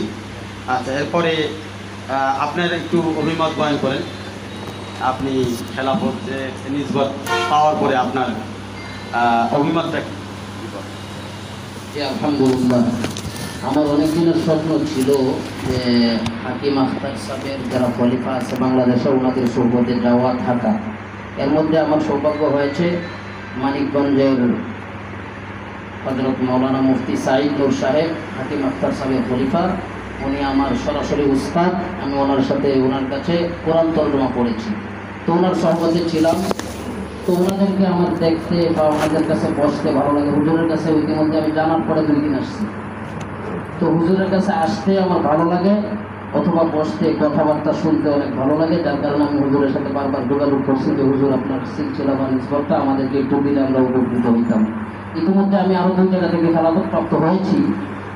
হুজুরেরও আমাদের হুজুরের উস্তাদ, হুজুরের যিনি হুজুর যার কাছ থেকে খেলাফত নিয়েছেন, ওই ময়মনসিংহের স্বনামধন্য আলেমেদিন উস্তাদুল আসাদিজা শাইখ ও মাশায়েখ পীর কামিল হযরত মাওলানা আব্দুল মান্নান হারুন নগরী হাফিজাহুল্লাহ, উনিও আমাকে ইজাজত দিয়েছেন। এবং আমরা সকলেই চিনি জয়না বাজার, লোহাই বাজার হাশিমি খানকার যিনি গজনী শিল্পীর সাহেব আল্লামা আইয়ুব আলী নুরানি হাফিজাহুল্লাহ, উনিও আমাকে ইজাজত দিয়েছেন। তো হুজুরের কাছ থেকেও যেহেতু ইজাজত পাইলাম, আমার মনে চায় এটা নিয়ে একটু কাজ করি। যার কারণে আমি ওলামায়ে কেরামের দ্বারস্থ হইতেছি। কারণ দুনিয়া তো ক্ষণস্থায়ী দুনিয়াতে কয়দিন থাকবো, তারপরে আমার মৃত্যুর মাধ্যমে দুনিয়া শেষ। কিন্তু আমি যে আমলগুলো করবো অথবা ওলামায়ে কেরামের আল্লাহর ওলিদের সহবতে নেক নজরে যতটুকু আমি আগাইতে পারবো, আমার ইলমের মাধ্যমে আমি আগাইতে পারবো না। যার কারণে আলহামদুলিল্লাহ হুজুর ইজাজত দিয়েছেন, যার কারণে আমি অনেক খুশি, হুজুরের শুকরিয়া আদায় করছি। জাযাকাল্লাহু আহসানাল জাযা। আল্লাহ পাক আমাদের সবাইকে কবুল করুন। আলহামদুলিল্লাহ, আমরা খুব খুশি হইলাম। এরপরে আমরা যাব আমাদের আরেক প্রিয় ভাই। ভাই, আপনি আপনার পরিচয়টা একটু। আসসালামু আলাইকুম ওয়া রাহমাতুল্লাহি ওয়া বারাকাতুহু। আলহামদুলিল্লাহ, আসলে আমি হুজুরের কাছে এর আগেও 2 বার এসেছিলাম। যখন শুনেছি যে হুজুর হাকিম আখতার সাহেব খলিফা, খুব আগামী খলিফা এবং সব থেকে স্নেহের কাছে এবং সব থেকে ঘনিষ্ঠ ছোট ছিলেন, অর্থাৎ ওনার বয়সের পরে আর কেউ খেলাফত তেমন পায় নাই। আমি আসার পরে দীর্ঘ সময় অনেক রাত্র পর্যন্ত হুজুরের নিকটে ছিলাম। সেই দিক থেকে লক্ষ্য করে আমি হুজুরের কাছে আসা যাওয়া করছি। আমার পরিচয় হচ্ছে, আমি মুফতি সোহাইল আহমদ আনসারী, আমার জেলা নেত্রকোনা, থানা পূর্বদরা। খেদমতরত অবস্থায় আমি কোথাও কোনো খেদমত করি না, বিভিন্ন ওয়াজ মাহফিলে দিনের লাইনে খেদমত করে যাচ্ছি। আল্লাহ তাআলা যেন আমার এই খেদমতকে কবুল করেন এবং বড়দের নেক নজর যেন আমি পাই, এই জন্য বড়দের কাছে ছোটাছুটি করছি। আলহামদুলিল্লাহ ভাই, কি নাম জানি? সোহাইল আহমদ আনসারী। মুফতি সোহাইল আহমদ আনসারী। আমাদের আল্লাহ পাকের শুকরিয়া, ওলামায়ে কেরামদের দিক নির্দেশনা দিয়ে খানকায় পর্যন্ত 10 বছর প্রায় রানিং চলতেছে। আলহামদুলিল্লাহ বলেন। মুফতি সোহাইল আহমদ আনসারী খুবই আমার মহব্বতের। এক নজরে ওনার সাথে আমার অন্তরের একটা গভীর কানেকশন। তো এটা ভিতরে হয়েছে, অথচ কেউ কাউরে প্রকাশ করিনি। এবং এটার একটা বলবো, আপনি স্বপ্নেও দেখছেন তো, না দেখছেন না? উনি কিন্তু, আমি ওনার সাথে সম্পর্কের একটা বিষয়ে উনি কয়েকদিন ধরে আমাকে নিয়ে গভীর চিন্তা করছে এবং স্বপ্নেও উনি দেখছে। তো আলহামদুলিল্লাহ, তো আমি ওনাকে আমার শায়েখ পীর মুর্শিদ আরিফ বিল্লাহ শাহ হাকিম মোহাম্মদ আখতার সাহেব নাফারুল্লাহ মাকাদর পক্ষ থেকে খেলাফত এবং নিসবত উভয়টাই আমি দান করতেছি। আপনারা সবাই শুকরিয়া আদায় করেন আলহামদুলিল্লাহ। আপনি ইজাজত হওয়ার পরে আপনার অনুভূতি কেমন একটু বয়ান করেন। আসলে আমি মানে এই সিলসিলা হাকিম আক্তার সাহেবের সিলসিলা মৌলানা আব্দুল মতিন সাহেব, যিনি ডালকানগরের পৃষ্ঠা, আমি ওনার কাছে অনেকবার গিয়েছিলাম এবং অনেক সহমত উঠাইতে চেষ্টা করেছি, কিন্তু কোনোভাবেই সম্ভব হয়নি আর কি। হুজুরের কাছে আসার পরে আলহামদুলিল্লাহ এটা সম্ভব হয়েছে। আসলে মোট কথা একটা সময় আমি এই পীর হুজুরের সাথে মানে শেয়ার করেছি, উনি সহ আমার আরেকজন শায়েখ আছে আপনাদের এই যে লোহাই বাজারের পীরে কামেল আলহাজ হযরত মাওলানা আইয়ুব আলী নুরানি সাহেব হুজুর আমাকে খেলাফত দিয়েছে, হুজুরটা সহ আমার দুইটা আছে। যাই হোক আলহামদুলিল্লাহ, তো আমি হুজুরের কাছেও এই অভিমত ব্যক্ত করেছি এবং আমার এই শায়েখের কাছেও অভিমত ব্যক্ত করেছি। একটা সময় আমি এই সাহেবদেরকে অন্য নজরে দেখতাম এবং বেশ আমি আগে পীর সাহেবদের মজমায় যাইতাম বিভিন্ন ভুল ত্রুটি ধরার জন্য বাস্তব, কিন্তু এমন একটা সময় সাধারণ ক্ষুদ্র মানুষ, আমি শুনেছি উনি অনেক আগের আলেম, কিন্তু তার চেহারা দেখে আলেম মনে হয় না, তার চেহারা দেখে আলেম মনে হয় না, কিন্তু আমি পরক্ষণে জানছি যে উনি অনেক বড় একজন আলেম। আমি একদিন বাটাজুর বাজারে গিয়েছি, যাওয়ার পরে বাজারের পাশে একটা বাড়িতে মুরব্বীর সাথে চা খাইতেছি, কথা বলতেছি। এক পর্যায়ে তিনি আমাকে প্রশ্ন করে ফেললেন যে আপনি আলোচক বক্তা, মানে আমার সাথে যিনি ছিল উনি আমার পরিচয় তুলে দিচ্ছে যে উনি এরকম আলোচনা করে বক্তা মানুষ। তো উনি আমাকে বললেন আপনি কার সহবত উঠাইছেন, আমাকে জিজ্ঞাসা করছেন কার সহবত নিয়েছেন। উস্তাদের সহবতের পাশাপাশি তরিকতের লাইনে কার কাছে আগাইছেন।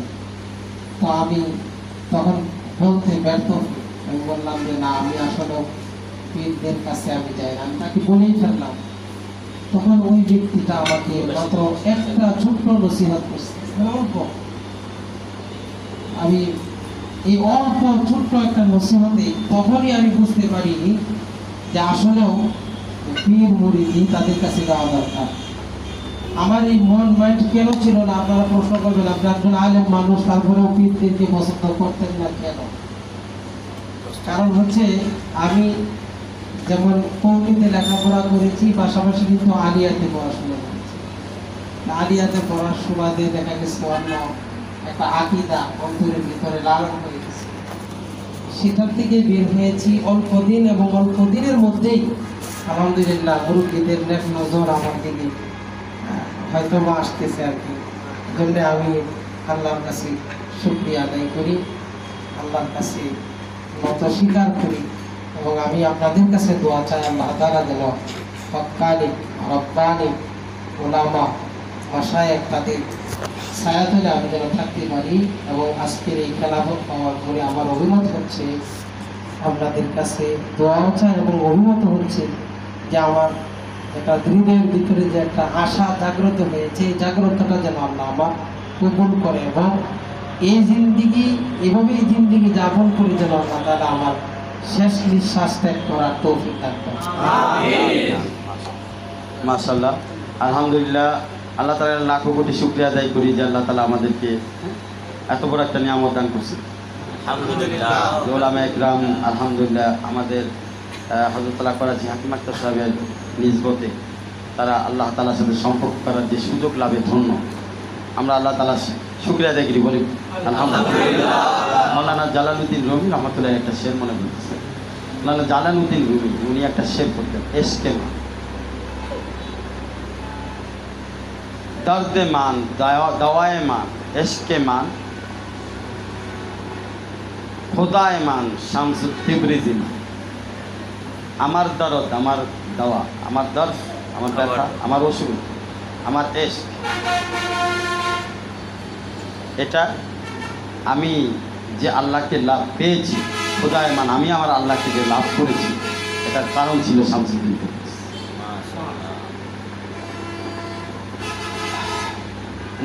নজরকে তালাশ করে, নজরকে তালাশ করে শাহ হাকিম মোহাম্মদ আক্তার সাহেবের সামনে আমি কিছুই না, আমার সাহেবের সামনে আমি একটা আদনা মানুষ হই, কিচ্ছুই না, কিন্তু ওনার নজর আমার, ওনার নেক নজর আমার চাহের করে বারবার করছে। আমি একটা ইতিহাস বলি আপনাদের, যেটা আপনাদের স্মরণ রাখা দরকার। একদিন আমি থাকবো না, কিন্তু এটা আপনারা খেলাফত নেসবত দিচ্ছেন, এটা আপনার জানা দরকার। আমি মনে করি আমি হজরতলা করাচির ওখানে হাকিম আক্তার সাহেব রহমতুল্লাহ আলাইহি ওখানে আমি যখন প্রথম গেলাম, তো আমি হজরতের কাছে পৌঁছাতে পারতেছিলাম, কাছে চেষ্টা করতেছিলাম, পৌঁছানো সম্ভব হচ্ছে না। হজরত এটা ওনার কাছে যাই, কারণ লিখবে, নাম টাম লিখবে, তো আমি ঘটনাটা শরীরের সামনে আগাচ্ছি আপনাদের কাছে। তো আমি খুব কান্নাকাটি করতাম, কীভাবে ভিতরে যাওয়া যায়। দরজার মধ্যে দিয়ে দেখতাম যে হজরতলার ডাইন পাশে, আপনারাও কিন্তু আমার ডাইন পাশেই আছে, ঠিক এই পাশটা খালি থাকবে। তো হজরতলার ডাইন পাশে ওলামা একরাম বসতেন, এই জায়গাগুলো খালি থাকতেন। ওলামা একরাম শুধু না, খলিফারা বিশ্বাস করতেন, তো ওই জায়গাটা খালি থাকতো। তা আমি তো আর বুঝতে পারি নাই, আমি না বুঝে যাই আগেই সুন্নত না পড়ে চিন্তা করছি আজকে আর সুন্নত পড়বো, ওই জায়গায় যাই বই। তা আমি আগেই দরজার সামনে দাঁড়াইছি, সুন্নত না পড়ে ওই জায়গায় বসে রয়েছি। এখন সব তো আমার দিক টাকায় বসে, এটা আবার কেটা নতুন জানোয়ার করতে আইছি, ঠিক আছে না, আমার তো দেখে না। আমি যে হজরতের মহব্বতে এসে ছটফট করতেছি, এটা তো কাউকে বুঝাইতে পারতেছি। তো হজরতের ভিতর থেকে দুইজনের হাতে ভর করে যখন আসতেছিলেন, আসার সামনে, তো ওনার সাথে ছিল মোত্তাহের মাহমুদ করে, ওনার খলিফা প্লাস ওনার ডাইন হাতে থাকে। তো মোত্তাহের মাহমুদ আমাকে দেখে বলছে, আপ हजरत अल्लाह के खलीफा की जगह में बैठे हैं, अब उठिए आप वहाँ बैठे, दर्जा के पास बैठे, जाकर बैठे, अभी उठ जाए आप। तो हजरत के खलीफा এই যখন বলছে, তখন হজরতের নজর পড়ছে। হজরত আর কিছু বলে না, আমি উঠা হজরত যেই দরজা দিয়ে বেরোছে ওই কোনায় যায় বলছি। এবার হজরত বসার পরে তালাশ করে থাকি আমি, কিন্তু আমি তো বুঝতে পারি না আমারই তালাশ করতে করতে হঠাৎ করে নজর ওই দরজার দিকে যায়, আমার দিকটা। এখন মজলিস বাদ, কি বয়ান করবে, সব পুরা মজলিস আমার আর হজরতের খেলা দেখতেছে। হজরত আমার দিক তাকায় দিচ্ছে, আমি মাথা নিয়ে তুলে না, লজ্জা পাচ্ছি, এইভাবে তাকাই একাধারে নজর দিয়ে দিতেছে, এমন নজর, গভীর নজর, আমি লজ্জা পাচ্ছি। কখন মানুষ লজ্জা পায় বুঝেন তো, ওই রকম একটা অবস্থা আমার। আমি তাকাইলে উনি হাসা দিতেছে, আমিও হাসতেছি, আমার মাথা পুরো 1 ঘন্টা আমারই খালি দেখতেছে, পুরা মজলিস এই জিনিসটা দেখতেছে। আমার মজলিস বাদ দিয়ে হজরত খালি আমারই দেখতেছে। 1 ঘন্টা শেষ, হজরতে আর কোনো কথা নাই, আবার ঘরে চলে গেছে। এবার দ্বিতীয় মজলিস পরের দিনে আমি আবার সেই জায়গায় বসি, হজরত আবার আসলেন, আইসা ঠিক দরজার দিক তাকালেন। এইবার কী করবেন, কিছুক্ষণ তাকার পরে হজরত বলল, आप वहाँ क्यों बैठे हैं, इधर बैठिए, डान दिखे, बुझছেন কথাটা, इधर बैठिए, आप वहाँ के काबिल नहीं, यहाँ के काबिल है। যখন এই কথা বলছে সব হাসা গেছে। তা একদিন আমার কিন্তু নজর করে উনি মাপ দিছে সম্পূর্ণ। এইবার বসার পর এইবার হজরত আল্লাহ পাও দাবাই, হজরত এই দিনও একই ঘটনা, আমার দিক টাকায় আমার দিক টাকায়, আমি তার দিক টাকায়। এখন কি একটা অবস্থা করতে, ওরা মজলিসে ওলামা একরাম সব ব্যাকুল হয়ে যেতেছে। এইভাবে 7 দিন মজলিস সেরে দিয়ে 7 দিন আমার দিক টাকাচ্ছে, এবং 7 দিনের মাথায় হজরত আল্লাহ বেতাব হয়ে আমাকে খেলাফত দিয়েছে, না তাপ সহ্য করতে পারে। এবং খেলাফত দেওয়ার পরে হজরতের 4টা শব্দ বলছে, যাতে মজলিসের কারো এসকাল না থাকে। আমার নাম ঠিক আমি যেভাবে আপনাকে দাঁড়া করেছি নাম পরিচয়, এটা কিন্তু আমি হজরতের নকল করতেছি।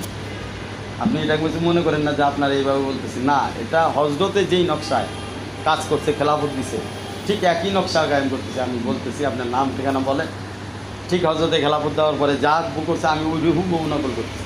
হজরত আমার দাঁড়া করেছে, নাম ঠিকানা বলছে, খেলাফত দেওয়ার পরে আমারও অভিমত জিজ্ঞেস করছে, আমি ওই যে তুনে মুজে ক্যা সে ক্যা সবকে বেড়াওয়াটা দিয়ে এই সেটটা করে দিলাম, ঠিক আছে।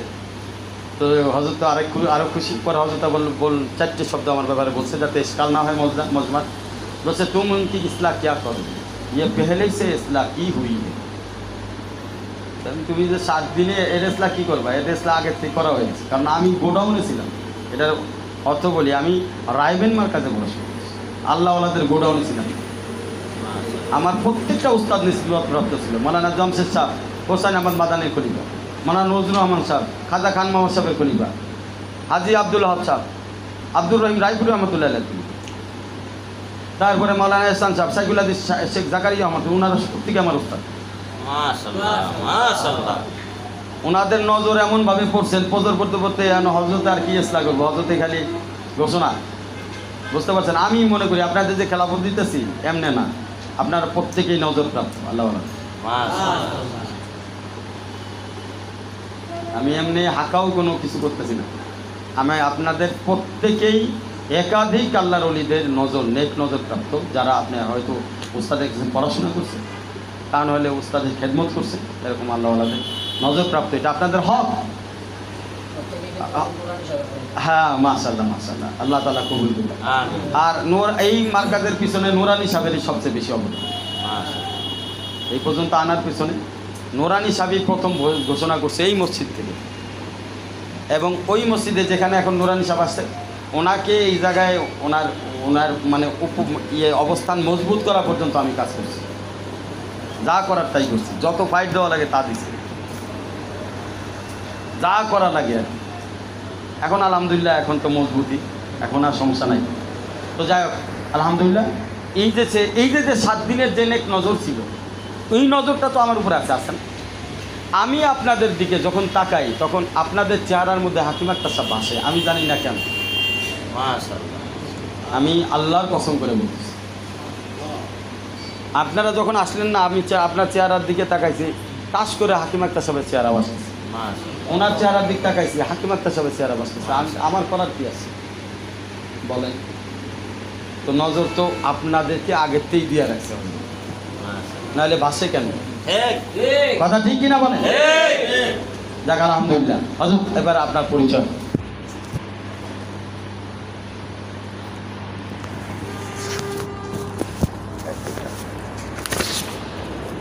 আলহামদুলিল্লাহ, আমি হাফেজ মাওলানা মুফতি মামুনুর রশিদ, আমার জন্মস্থান ভোলাই, শ্রীপুর, গাজীপুর। আমি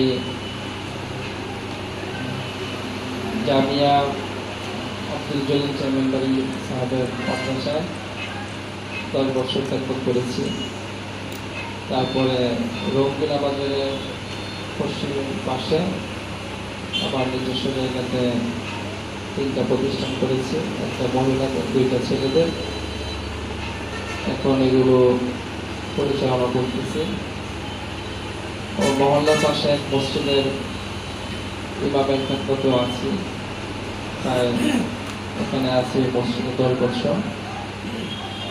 তো ইনশাআল্লাহ আমি দাওরা শেষ করেছি লালবাটিয়া মাদ্রাসা থেকে, আবার একটা পড়েছি চৌধুরীপাড়া মাদ্রাসা। ইনশাআল্লাহ আমি বিশেষ করছি মোহাম্মদ মাদ্রাসা। এইভাবে ইনশাআল্লাহ আমি কিছুদিন আগে হযরত মাওলানা আইয়ুব নুরানি সাহেব আমার মাদ্রাসায় ইসলামী মজলিসে দাওয়াত ছিল, তো ওইখানে হযরত আমাকে ইজাজত দিয়েছে। তো আমাদের ভাই বলছে আমি আসলে আপনার সম্পর্কে জানতাম না, এখানে থাকতে আছে এটাও আমি জানতাম না। তো আমাদের আব্দুল্লাহ সাহেবের আমাদের বাড়ির পাশে ওনার মসজিদে খেদমতে আছেন, তো উনি আপনার সম্পর্কে বলাতে আমি আগ্রহ প্রকাশ করেছি। আজকেও আমার আরেকটা শাখায় ইসলামী মাহফিল ছিল, ওইখানে আমরা শেষ করে আপনার দরবারে আমরা আসছি। ইনশাআল্লাহ এখন আপনার এই পর্যন্ত আমার পরিচয়। আলহামদুলিল্লাহ। নাম কি হবে? হযরত মাওলানা মুফতি মামুনুর রশিদ গাজীপুরি, দামাত বরকাতুম আলিয়া। আমি ওনাকে আমার শায়েখ পীর মুর্শিদ আরিফুল্লাহ শাহ হাকিম মোহাম্মদ আক্তার সাহেব নকরুল মার্কাজের পক্ষ থেকে নিসবত এবং খেলাফত সমস্ত সিলসিলা আমি দান করতেছি। আল্লাহ তাআলা ওনাকে জানে মালে হায়াতে বরকতে কবুল করেন, খুব এলমে মারফতের লাইনে খুব কাম নেন। আমাদের হযরত আল্লাহ করাচি হাকিম আক্তার সাহেব নকরুল মার্কাজের উত্তরসূরি হিসেবে, জগৎ বিখ্যাত আল্লাহর ওলি হিসাবে ওনাকে কবুল করেন। এখন আপনার মতামত কি? অভিমত কি বলেন? আলহামদুলিল্লাহ, আসলে আমরা যারা দাওরায়ে হাদিস শেষ করি ওই সময় যে একটা রোনাজারি থাকে, কান্নাকাটি থাকে যে আমাদের মতো লোকেরা কি খেদমত করবে। অনেক এটা যারা আলেম, যারা দাওরায়ে হাদিস শেষে ক্লাস করে, বিশেষ করে আমার শায়েখ ছিলেন হযরত মাওলানা শাইখুল হাদিস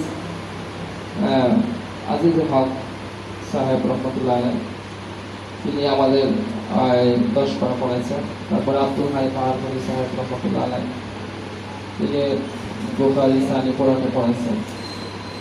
তো এইভাবে আমি কিছুদিন আবার মেশকাতে গাজীপুর হারিনাল মাদ্রাসায় যখন শরফুদ্দিন পীর সাহেব রহমতুল্লাহ আলাইহ ওনার কাছে যখন 1 বছর পড়ছি, তখন শরফুদ্দিন পীর সাহেব আপনারা অনেকে জানেন, তিনি আমাকে অনেক কাছে রাখতেন সবসময়। ওনার অনেক নজর আমার প্রতি পড়েছেন এবং আমাকে আপনার আশরাফুল মাহমুদ রহমতুল্লাহ আলাইহ যে একটা বই ছিল আমলের, ওই বইটা আমাকে দিয়েছেন যে তুমি এটা আমল করে এটাই তোমার জন্য যথেষ্ট। সেইভাবে আমি আপনার আমল করতেছিলাম। আর এখন হযরতের কয়েকদিন আগে আমাদের বললাম উনি ওনার কাছ থেকে ইজাজত পাইলাম। তা আসলে আমি মনে করি যে আসলে তো হয়তো বা আল্লাহ তাআলা যেটা বলতেছিলাম যে দাওরা পড়ার পরেই যে একজন ছাত্র, আমি দাওরা শেষ করছি 2007-এ, তো ছাত্রের যে একটা অবস্থা এটাই আমার কাছে মনে হচ্ছে। আর বিশেষ করে যে জিনিসটা তলব করা দরকার হযরতের সামনে গিয়ে, এটা আমার সুযোগ হয় নাই। যেন মানে লেখাপড়া শেষ করার সাথে সাথে আপনার খেদমত, মসজিদ, মাদ্রাসা, আবার নিকাহ সব দিক মিলাইয়া আপনার ছুটাছুটি করাটা খুব কম হয়েছে। তো তারপরেও আল্লাহ তাআলা হয়তো বা যে হযরত ওলা বলেছেন যে কোনো না কোনো উস্তাদের নেক নজর আছে, যার ফলে হয়তো বা বয়সেরও বিষয় আছে, হয়তো বা আল্লাহ তাআলা আমার 5জন সন্তান, কন্যা সন্তান, মাশাআল্লাহ মাশাআল্লাহ, বড় কন্যা সর্বশেষে পড়ে, তার ছোটজন কোরআনে হাফেজা শোনাচ্ছে, এরকম বাবা আছে। তো হয়তোবা এখন হয়তোবা আমার হযরত বলছেন যে প্রাপ্তবয়স্ক, আল্লাহ তাআলা হয়তোবা কোনো কারণে এই বয়সটা আমাকে হয়তোবা এনেছেন, যার ফলে হযরতের আপনার ইজাজত পাইলাম। এটা অত্যন্ত আনন্দের এবং খুশির বিষয়, কারণ অনেকে অনেক সাধনা করে তারপরে ওনাদের কাছ থেকে ইজাজত দিতে হয়। তো হয়তোবা কোনো কারণে অতটা সাধনা ছিল না, হয়তোবা সহজে আসছে, কিন্তু সহজের মধ্যে আমি মনে করি পরীক্ষা আছে। ইজাজত পাওয়াটাই বড় না, যদি এটা ধরে না রাখা যায়। তো ইনশাআল্লাহ আমি হযরতের কাছে দোয়া চাই যেন ওনার এই নিসবত এবং এই যে সিলসিলা এটা যেন পরিপূর্ণভাবে আমি আপনি ধরতে পারি, আমল করতে পারি। এই জন্য হযরতের কাছে সকলের কাছে দোয়া চাই। মাশাআল্লাহ, আমি ওনার জন্য দোয়া করি, আল্লাহ ওনার হায়াতে বরকত দান করুক, আমাদের সিলসিলার ভরপুর খেদমত ওনার দ্বারা আল্লাহ পাক নিন। এখন আমি এরপরে আসবো আপনার পরিচয়, এদিকে আছে। আসসালামু আলাইকুম ওয়া রাহমাতুল্লাহি ওয়া বারাকাতুহু। আমি একজন ছাত্র সাহিত্য ভাই, ঠিকানা হচ্ছে সম্মানিয়া তাপাসিয়া গাজীপুর। পড়াশোনা কৌমি আলিয়া এবং ইউনিভার্সিটিতে 2018 থেকে খেদমত করছি। 2025-এর বিগত রমজান পূর্ব পর্যন্ত ধারাবাহিক খেদমতে ছিলাম। রমজানের পর থেকে এই পর্যন্ত কোনো খেদমতে নাই, অপশন আছে। মসজিদ মাদ্রাসায় লম্বা সময় খেদমতে ছিলাম। নানা বড় আলেম হওয়ার সুবাদে অনেক আলেম আমাদের পায়ে হাতে পরিবর্তনের সুযোগ রয়েছে, বুজুর্গদের জোতাসুদা করার সুযোগ রয়েছে। কওমি মাদ্রাসার একটি বৃহৎ অংশ পটিয়া মাদ্রাসায় মৌলানা শাহ হাকিম মোহাম্মদ আখতার রহমাতুল্লাহি আলাইহির অনেক খলিফা উস্তাদ, প্রায় 10-এর অধিক খলিফা আমার সরাসরি উস্তাদ। ওই সুবাদে হাকিম আখতার রহমাতুল্লাহি আলাইহির খোলাফাদের প্রতি আমার ভিন্ন এক টান ছিল, কিন্তু উস্তাদ ছাড়া কারো সুন্নতে যাওয়ার তেমন সুযোগ হয় নাই। এই খানকার সাথে আমার হৃদয়ের একটা বন্ধন। যদিও আমি আজকে এসেছি কুরবানির ঈদের পরবর্তী জুমায় ইন্টারভিউ দেওয়ার জন্য, আমি বৃদ্ধাবাড়ি জামে মসজিদে জুমা পড়াই এবং সেখানে সবাই খুব পছন্দ করে। সঙ্গত একটা কারণে আমি সেখানে যাই নাই, তারা আমাকে চেয়েছিল, সঙ্গত একটা কারণে যাই নাই। ওই মসজিদের একজন মুসল্লি গিয়ে দেখি মসজিদ পরিষ্কার করতেছে। তো আমি ওনার কাছে বললাম যে ভাই আপনাকে দেখে তো খুব ভালো লাগলো, আপনি আলেম? বললো না, আলেম না।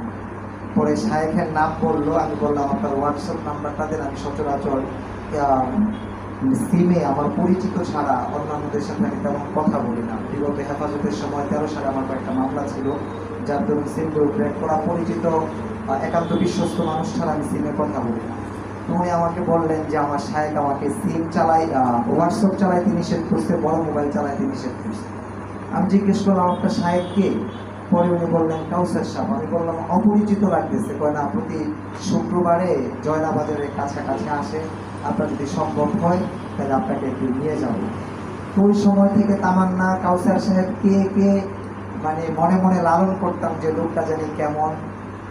জাফর সাহেবকে দেখছি, আব্দুল মতিন সাহেবকে দেখছি, অন্যান্য ওস্তাদদেরকে দেখছি, খুব শান শৌকতওয়ালা। আনোয়ার আজহার আলী, আনোয়ার শাহ সাহেব, শাহ ইসমাইল সাহেব, শাহ সাইদ নূর সাহেব, খুব শান শৌকতওয়ালা। তা আমিও স্বপ্নে লালন করতে মনে হয় খুব শান শৌকতওয়ালা হলো। এখানে আসার পরে বাস্তবতার অনুভূতি হলো যে 2 শ্রেণীর মানুষকে দেখানো হয়েছে। এক শ্রেণীর মানুষ প্যান্ট শার্ট পরত, আরেক শ্রেণীর মানুষ ঘরে টিভি ছিল, এখন টিভি নাই। সবচেয়ে বড় আন্তরিকতার পরিচয় আমি আমার উস্তাদদের মধ্যে যা পেয়েছি, আলহামদুলিল্লাহ অল্প সময়ের মধ্যে এসে এখানে তা পেয়েছি। পরিচয়ের পরবর্তী অংশ যা লম্বা বলে ফেলেছে, আন্তরিকভাবে দুঃখিত। এজাজতের উপযুক্ত ব্যক্তি আমরা না, তবে এখন শায়েখরা আমাদেরকে এজাজত কেন দেন? ওই দিন দেখলাম আপনারা যারা ফেসবুক চালান, আপনারা এখানে হয়তো অনেকে চালান না, যেহেতু ইতিপূর্বে একটা কথা বলে ফেলেছি। যারা ফেসবুক চালান দেখলাম একটা ছেলে সুজন শাহ, সে হাফেজও না আলেমও না, কবরকে গুছল দেওয়া এটা হলো তার পুঁজি। নারী পুরুষ একসাথে জিকির করে ফুলের মালা দেয়, অর্থাৎ ধর্মকে পুঁজি করে, পীর মুরিদিকে পুঁজি করে দুনিয়া কামানোর একটা ধান্দা। মাওলানা আইয়ুব আলী নুরানি সাহেব বলছিলেন যে তোমরা মসজিদে যেভাবে ইমামতি করো, মাদ্রাসায় যেভাবে শিক্ষকতা করো, ফারাগাতের পর থেকে, বয়স 22-23-এর পর থেকে তোমাদেরকে হাদিসের সনদ দেওয়া হয়েছে। ক্লাসের মধ্যে যদি তোমাদেরকে তাসকিয়া তাসাউফের সনদ দেওয়া হইতো, তাইলে হয়তো শিক্ষক হিসাবে যেভাবে গ্রহণযোগ্য হয়েছিল, পীর হিসাবে যদি এইভাবে গ্রহণযোগ্য হইতা, তাইলে তোমাদের মুসল্লিরা তোমাদের দিকে রং কইরা তেরে আসতো না। তোমরা মুসল্লিদেরকে মুরিদ বানায় সাপের মতো ঘুরাইতে পারতা, সাপ দিয়া লাঠি বানাইতে পারতা। আমি অনেক লম্বা সময় যাবত চিন্তা করছি এটা বিষয়টা। আমার আরো 2 জন সাহেব খেলা করতেছে আপনার ছাড়া, মুরিদ হওয়া ছাড়া। তো আমি তাদের কাছে খুব বেশি যাতায়াত করি না। খেলাফতের পরে আমার অনেক ভয় হয়, কারণ মুরব্বীদের নজর পড়া ভালো, যদি কোনো নজর পড়ে যায় ওইখানে ধ্বংস একদম শেষ, ওইখান থেকে উঠে আসা সম্ভব না।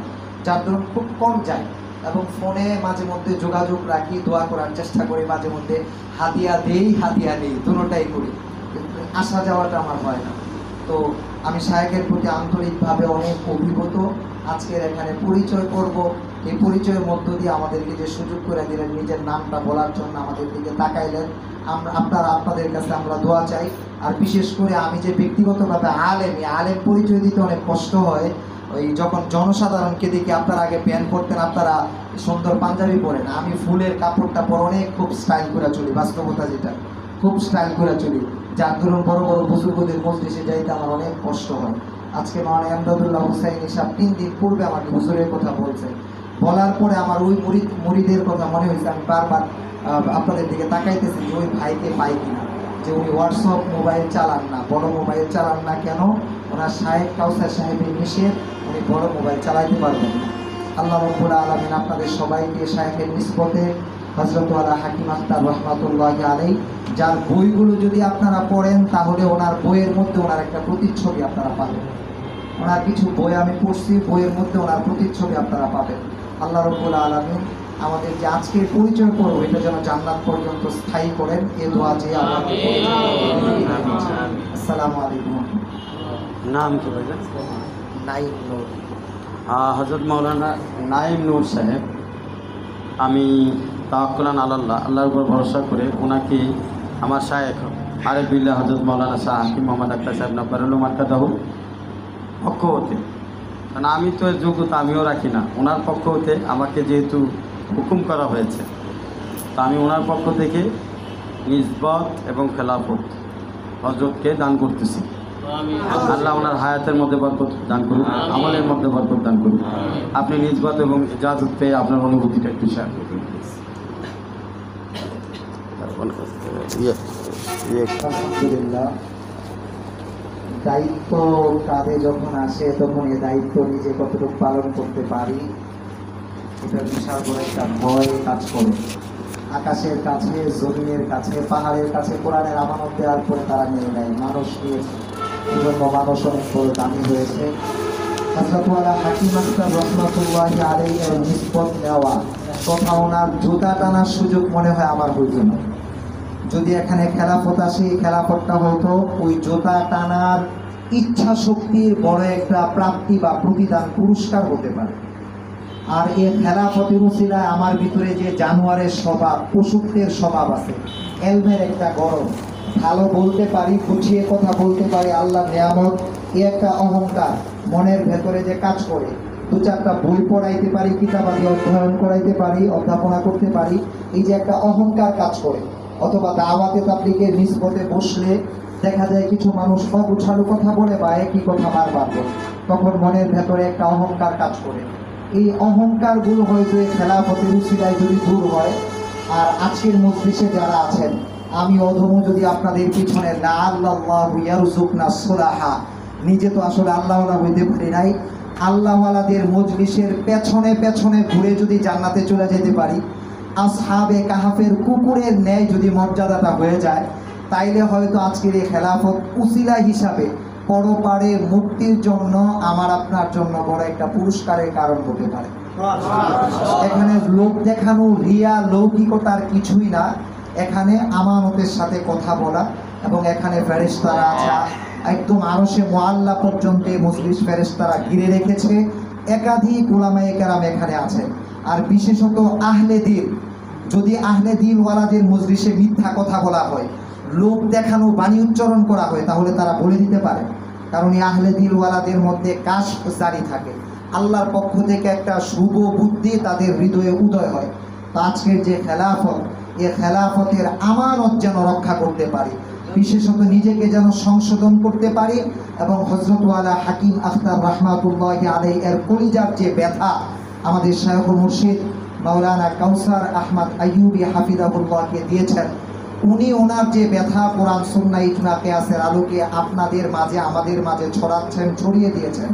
আমাদেরকে আজকে যে এজাজত দিয়েছেন, খেলাফত দিয়েছেন, এর আমানতের সুরক্ষণ আপনাদের মতো আমরাও, আপনারা যেভাবে কাজ করবেন আমরাও যেন এইভাবে কাজ করে এইভাবে খানকা বিভিন্ন জায়গায় তৈরি করতে পারি, বেদাত যেন দূর হয়, সুন্নত যেন জারি থাকে, যেন সিনেমা থেকে ঘুরে এসে আল্লাহওয়ালাদের খানকার মধ্যে আসে, মানুষ যেন হারাম ছেড়ে দিয়ে হালালের মধ্যে প্রবেশ করে, মানুষ যে যেখানে চাকরি করুক জীবিকা উপার্জন একটা আলাদা আলো মনে হয়।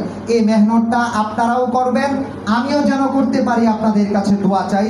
যদি কখনো পথ ভুলা হয়ে যায়, আমানত হিসাবে আপনারা সংশোধন করে দিবেন, পেছনে কেউ কখনো সমালোচনা করব না, এটা আমাদের ওলামায়ে কেরামের বৃহৎ একটা বৈশিষ্ট্য। যদি কেউ পীর মুরিদির লাইনে, ওয়াজের লাইনে, শিক্ষকতার লাইনে, ইমাম খতিবের লাইনে, ব্যবসার লাইনে অগ্রসর হয়, তাহলে তার পূর্বের যে ভুল ত্রুটি ছিল এগুলো সুন্দর করে আলোচনা করে তাকে খাটো করা হয়। এই স্বভাবটা আমাদের আলেমদের মধ্যে অনেক বেশি। এটার কারণ হলো আমরা আলেমরা বুজুর্গদের সুহবত ইয়াফতা না। আগে বুজুর্গরা যখন ফারেক হইতেন 1 বছর খানকার মধ্যে রাখতেন, তোমার কাজ কি খাইবা ঘুমাইবা, বুজুর্গদের জুতা সুজা করবা, তাহাজ্জুদের সময় একটু কান্নাকাটি করবা, আর কোনো আমল নাই, এভাবে রাইখা দিতেন। হাফিজ হুজুর থানবী রহমাতুল্লাহি আলাইহি এর দরবারে হাফিজ হুজুর আর আতহার আলী রহমাতুল্লাহি আলাইহি তারা জুতা সুজা করতেন, আর কোনো কাজ ছিল না। লম্বা সময় জুতা সুজা করতেন। জুতা সুজা করতে করতে যখন পরিপক্কতা আসছে, তারপর তাদের 2 জনকে জংলার মধ্যে থাকতে দিছে। তো জংলার মধ্যে কেউ নাই। থানবী রহমাতুল্লাহি আলাইহি এর অর্ধাঙ্গিনী বলতেছেন, 2টা বাচ্চা রাত্রেবেলা জংলায় থাকবে, আপনি কি করলেন?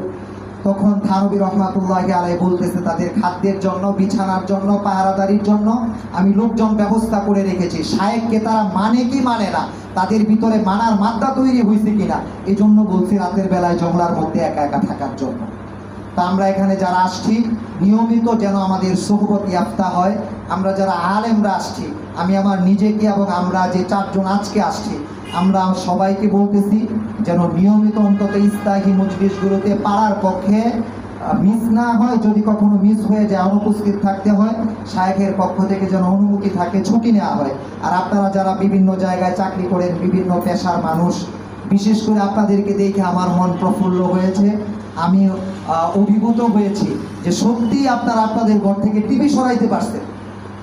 8 বছর যাবৎ খ্যাতমত করি, 2018 থেকে 2025 পর্যন্ত আমরা এই লম্বা সময় মসজিদে খ্যাতমত করে টাকা নিলাম, পয়সা নিলাম, আতর নিলাম, মধু খাইলাম, কালো জিরা খাইলাম, মাগার মুসল্লিদেরকে আমাদের মতো ইমাম বানাইতে পারলাম না। আর আলহামদুলিল্লাহ আপনারা সত্যি শায়েখের মতো একটা পোশাক বানাইতে পারছেন, একটু দাড়ি রাখতে পারছেন, এতটুকু বাহ্যিক দেখা যাইতেছে। আপনারা আপনাদের ঘর থেকে টিভি সরাইতে পারতেছেন, আলহামদুলিল্লাহ ভাই। এটা ওয়াজ নসিহতের দ্বারা হয় না, এটা সুহবতের দ্বারা হয়, এটা হাতের উপর হাত রাখার বরকতের দ্বারা হয়। এখানে সম্পর্ক সরাসরি, আমরা এখানে বসে আসছি, ছোট্ট একটা বিল্ডিং, এই বিল্ডিং এর সম্পর্ক সরাসরি রওজায়ে আতহারের সাথে, সরাসরি রওজায়ে আতহারের সাথে মজলিসটার সম্পর্ক। সুতরাং এখানে এসে কোনো প্রকার ইচ্ছায়, চাহনিতে, কথনে, বলনে, লিখনে কোনো প্রকার বেয়াদবি করা যাবে না। যদি কোনো বাক্য অথবা লিখনি আপনার বুঝতে ভুল হয়, শায়েখের কাছে এসে বুঝে যাবেন। দূর থেকে কোনো প্রকার বদ ধারণা করবেন না। দূর থেকে যারা সমালোচনা করে তাদেরকে হাতে ধরে পায়ে ধরে বুঝাইবেন। চা খাওয়ায়া, মিষ্টি খাওয়ায়া, পান খাওয়ায়া এখানে নিয়ে আসবেন। 2-4 দিন নিয়ে আসতে দেখবেন আপনাদের মতো আলহামদুলিল্লাহ সোজা হয়ে গেছে। আর এই খেদমত চতুর্দিকে ছড়ানো প্রয়োজন। অনেক যে সকল ওলামায়ে কেরাম দূর দূরান্ত থেকে সমালোচনা করেন, আপনাদের পায়ে হাত রেখে বলছে, হয়তো আপনাদের জ্ঞানের সমপরিমাণ আমি না, কিন্তু আপনারা এই কাজের জন্য অনুপযোগী ব্যক্তি। আপনারাও কাজ করতে করতে উপযোগী ব্যক্তি হন। এই খানকা কেন 5 তলা বড় একটা খানকা তৈরি করেন, মুরিদ আমরা আপনার কাছে নিয়ে যাব। কারণ মুরিদ বানানোর উদ্দেশ্য না, উদ্দেশ্য হলো ভালো কিছু মানুষ তৈরি করা, যারা হাকিম আখতার রহমাতুল্লাহি আলাইহি আর তারপরে মাদানী রহমাতুল্লাহি আলাইহি এর 4 তরিকার যত বুজুর্গ আছেন তাদের সিলসিলাটা জারি রাখবেন। এটা একজন গার্মেন্টসে চাকরি করুয়া ব্যক্তি আল্লাহওয়ালা হইতে পারেন, পীর হইতে পারেন, কোনো সমস্যা নাই, যদি নিয়মিত সুহবত ইয়াফতা করেন। আমি দোয়া করি সকলের জন্য, আপনাদের কাছে আমি দোয়া চাই যে খেলাফত আমাকে দেয়া হয়েছে, যে ইজাজত আমাকে দেয়া হয়েছে, আমি যেন তার মান মর্যাদা রক্ষা করতে পারি, নিজে আত্মশুদ্ধি অর্জন করতে পারি, পরিবার পরিজনকে আত্মশুদ্ধি অর্জন করাতে পারি। আমার পেছনে যারা নামাজ পড়ে, আমার কাছে যারা লেখাপড়া করে, আমাকে যারা সম্মান করে, সালাম দেয়, সমীহ করে, তাদেরকে যেন আত্মশুদ্ধি করাইতে পারি এবং সকল 4 তরিকা সহি বুজুর্গ যারা আছেন তাদের সাথে যেন সুসম্পর্ক রক্ষা করতে পারি। বিদআত যারা করে তাদেরকে বুঝায়া যেন এই লাইনে আনতে পারি, এই দোয়াটুকু আমি আপনাদের কাছে চাচ্ছি। এই দেখা যদি শেষ দেখা হয়, জান্নাতে ইনশাআল্লাহ সকলের সাথে দেখা হবে। যদি বেঁচে থাকি সুহবতের জন্য, নিজের সংশোধনের জন্য ইনশাআল্লাহ বারবার দেখা হবে। ওয়া মা আলাইনা ইল্লাল বালাগ। আসসালামু আলাইকুম ওয়া রাহমাতুল্লাহি ওয়া বারাকাতুহু। মাশাআল্লাহ, মাশাআল্লাহ, জাযাকাল্লাহ আহসান। মাশাআল্লাহ, অনেক সুন্দর প্রাণবন্ত ছিল আলোচনাগুলো, তাই না? জি আমি দিলটা রুহুটা একেবারে মনে করেন যে নূরে ভরপুর হয়ে গেছে, তাই না? জি তো তার সাথে সাথে সুরে সুর মিলে আমি বলবো আমার শায়েখ পীর মুর্শিদ আরিফ বিল্লাহ শাহ হাকিম মোহাম্মদ আখতার সাহেব নাব্বারুল আমার কথা একটা শের পড়তেন। करीब चलते हुए दिल को अपना दिल कर दो, करीब चलते हुए दिल को अपना दिल कर दो, ये आग लगती नहीं लगाई जाती है। ये इश्केर आগুন না, এটা নজর লাগে, এক নজরে বান্দা কই থেকে কই বোঝা যায়। আপনি দেখেন যেই ইজাজতটা আল্লাহ পাক ওনাকে দিলেন, যে ওসিলায় আল্লাহ দিছেন, ওনার কথাবার্তা আপনি শুনছেন তো? জি আমি পুরো হাকিম আখতার সাহেব রহমতুল্লাহ আলাইহির গান পেয়েছি। মাশাআল্লাহ ওনার ছেলে কারি ইব্রাহিম সাহেবের গান পেয়েছি, হজরত লুধিয়ানি সাহেবের গান পেয়েছি, একটা স্পিচ পাইছি না। তকি উসমানী সাহেবের গান পেয়েছি, মাশাআল্লাহ মুফতি শফি সাহেব রহমতুল্লাহ আলাইহির গান পেয়েছি এক আলোচনার মধ্যে। মাশাআল্লাহ এতগুলো বুজুর্গদের গান পাওয়া গেছে। মাশাআল্লাহ মাশাআল্লাহ আল্লাহ তাআলা ওনাকে অনেক বড় কবুল করুন। আমিন জি হজরত, মাশাআল্লাহ আমার বন্ধু মানুষ, আমার ওর সাথে অনেক ওঠা বসা, উনিই বলবে ইনশাআল্লাহ। السلام عليكم ورحمة الله وبركاته. لئن شكرتم لأزيدنكم ولئن كفرتم إن عذابي لشديد. আল্লাহ জাল্লা জালালুহু আম্মা নওয়ালুহু দরবারে লাখো কোটি শুকর যে আল্লাহ সুবহানাহু ওয়া তাআলা বুজুর্গদের মজলিসে অল্প সময় বসার তৌফিক দান করেছিলেন, এর জন্য আমরা সকলেই শুকরিয়া আদায় করি আলহামদুলিল্লাহ। বড়দের মজলিস, বুজুর্গদের মজলিস, সোহবতের মজলিস, তাদের ন্যাক নজর নেওয়ার মজলিস, যত পারা যায় তত বেশি এই মজলিসগুলোতে বসা। আমাদের উস্তাদ মুহতারাম হযরতুল আল্লামা হযরত মাওলানা শেখুল হাদিস হিফজুর রহমান দামাত বারকাতুহুল আলিয়া, ওনার বাবা ছিলেন মুহাদ্দিস সাহেব রহমতুল্লাহ আলাইহি। ওনার মজলিস হইত, ওনার মজলিসে এশিয়ার প্রখ্যাত মুহাদ্দিস ছিলেন। যাত্রাবাড়ি মাদ্রাসা, লালবাগ মাদ্রাসা, বড়কাটরা মাদ্রাসা, এই মাদ্রাসাগুলোতে হাদিস পড়াইতেন। ওনার মজলিস হইতো আসরের পরে। আমাদের উস্তাদ মুহতারাম উস্তাদজি শোনাইতেন যে আব্বা যখন ওনার রুমে থাকতেন, অনেক উলামায়ে কেরাম ওইখানে আসতেন। আসার পরে আব্বা বসে থাকতেন, উলামায়ে কেরামও বসে থাকতেন।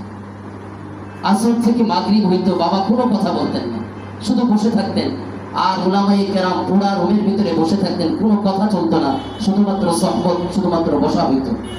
তো যারা বসতেন তারা বের হয়ে তারপরে বলতেন যে আমি এখানে বসার পরে আমার ভিতরে যে পরিমাণ নূর অনুভব করছি, এর আগে ওই পরিমাণ নূর অনুভব করি। সুতরাং যারা আল্লাহওয়ালা, যারা সহবত ইয়াফতা, ওনাদের শুধুমাত্র কথা শোনা না, ওনাদের নেক নজর, ওনাদের সহবতে বসে থাকা, ওনাদের চেহারার দিকে তাকিয়ে থাকা, যদি ওনারা কোনো কথা নাও বলে তারপরেও আমার দিলের ভিতরে পরিবর্তন হয়েছে। তো আমরা এমন একটা মজলিসে, আল্লাহওয়ালাদের মজলিসে আসতে পেরেছি, এর জন্য আরেকবার দিল থেকে বলি না আলহামদুলিল্লাহ। আলহামদুলিল্লাহ। আমি মাওলানা শফিউল আলম, আমার বাড়ি মাসকান্দা মোমেন শাহী। আমি মাসকান্দা আন্তজেলা বাস টার্মিনাল জামে মসজিদের ইমাম ও খতিবের খেদমতে আছি, পাশাপাশি ফাতিজাতুল কুবরা মাদ্রাসার খেদমতে আছি। সকলের কাছে আমি দোয়া চাই। আসসালামু আলাইকুম। মাশাআল্লাহ। আমি আমার বন্ধু মাওলানা শফিউল আলম সাহেব দামাত বারকাতুহুল আলিয়া, ওনাকে আমার সাহেব পীর মুর্শিদ আরিফ বিল্লাহ শাহ হাকিম মোহাম্মদ আখতার সাহেব নাব্বারুল মারকাজের পক্ষ থেকে নিসবত খেলাফত দান করতেছি। আপনারা সকল ভাই বলেন আমিন, সকলে আলহামদুলিল্লাহ বলেন। আমি ওনার অনুভূতি জিজ্ঞেস করব যে এখন ওনার অনুভূতি কেমন লাগছে। আলহামদুলিল্লাহ, আল্লাহ রাব্বুল আলামিনের শুকরিয়া আদায় করা, এটা একটা বড় নিয়ামত। আর যে ব্যক্তি নিয়ামত পাওয়ার পরে শুকরিয়া আদায় করে না, কোরআনে কারিমে তো আল্লাহ বলছেন লাইন শাকারতুম লাযিদান্নাকুম, তুমি যদি নিয়ামতের শুকরিয়া আদায় করো আমি তোমার নিয়ামতকে অবশ্যই অবশ্যই অবশ্যই বাড়াই। কয়বার বলেছেন? 3 বার অবশ্যই বলেছেন। অথচ 3 বার অবশ্যই বলার জন্য আল্লাহর প্রয়োজন ছিল? কোনো প্রয়োজন ছিল না। আল্লাহ যদি কোনো অবশ্যই না ছাড়া শুধুমাত্র কোনো কাজের আদেশ করেন অথবা ওয়াদা করেন, ওটা 1000 বার অবশ্যই বলা থেকেও বেশি। কিন্তু আল্লাহ রাব্বুল আলামিন তারপর কেন বললেন? আল্লাহ রাব্বুল আলামিন তার জালালাত থেকে নিতে নেমেছেন। বান্দা যেমন ভাবে বলচাল, বান্দার কথাবার্তা যেমন, যদি কোনো কথাকে শক্তিশালী করতে চাই তাহলে বান্দা যেমন বলে অবশ্যই আমি এটা করব, আমি অবশ্যই তোকে মারব, আমি অবশ্যই এই কাজটা করব। বান্দাকে তো কে সৃষ্টি করেছেন? আল্লাহ সৃষ্টি করেছেন। তো বান্দা কিভাবে সেই কথা বলে এটা তো আল্লাহ জানেন। এর জন্য আল্লাহ রাব্বুল আলামিন তার স্তর থেকে, জাত থেকে নেমে আল্লাহ রাব্বুল আলামিন বান্দার কথাই, বান্দার যেভাবে কথা বলে সেই বোলচালের দিকে লক্ষ্য করে বান্দাকে বুঝাইলেন, লা ইন শাকারতুম লা আযীদান্নাকুম। ও বান্দা, তুমি যদি তোমার নিয়ামতের শুকরিয়া আদায় করো অবশ্যই অবশ্যই অবশ্যই আমি তোমার নিয়ামতকে বাড়াই দেব। আর যদি তুমি নিয়ামতের শুকরিয়া নাকাদরি করো, শুকরিয়া আদায় না করো, ওয়ালা ইন কাফারতুম ইন্না আযাবি লাশাদীদ। বান্দা মনে রাখো আমার আযাব কিন্তু বড় কঠিন, আমার পাকড়াও কিন্তু বড় কঠিন। এর জন্য আমার নিয়ামত পেয়ে শুকরিয়া আদায় করা থেকে বিরত থেকো না। আর যদি বিরত থাকো তাহলে কিন্তু আমার আযাবের ভিতরে তুমি পাকড়াও হবা।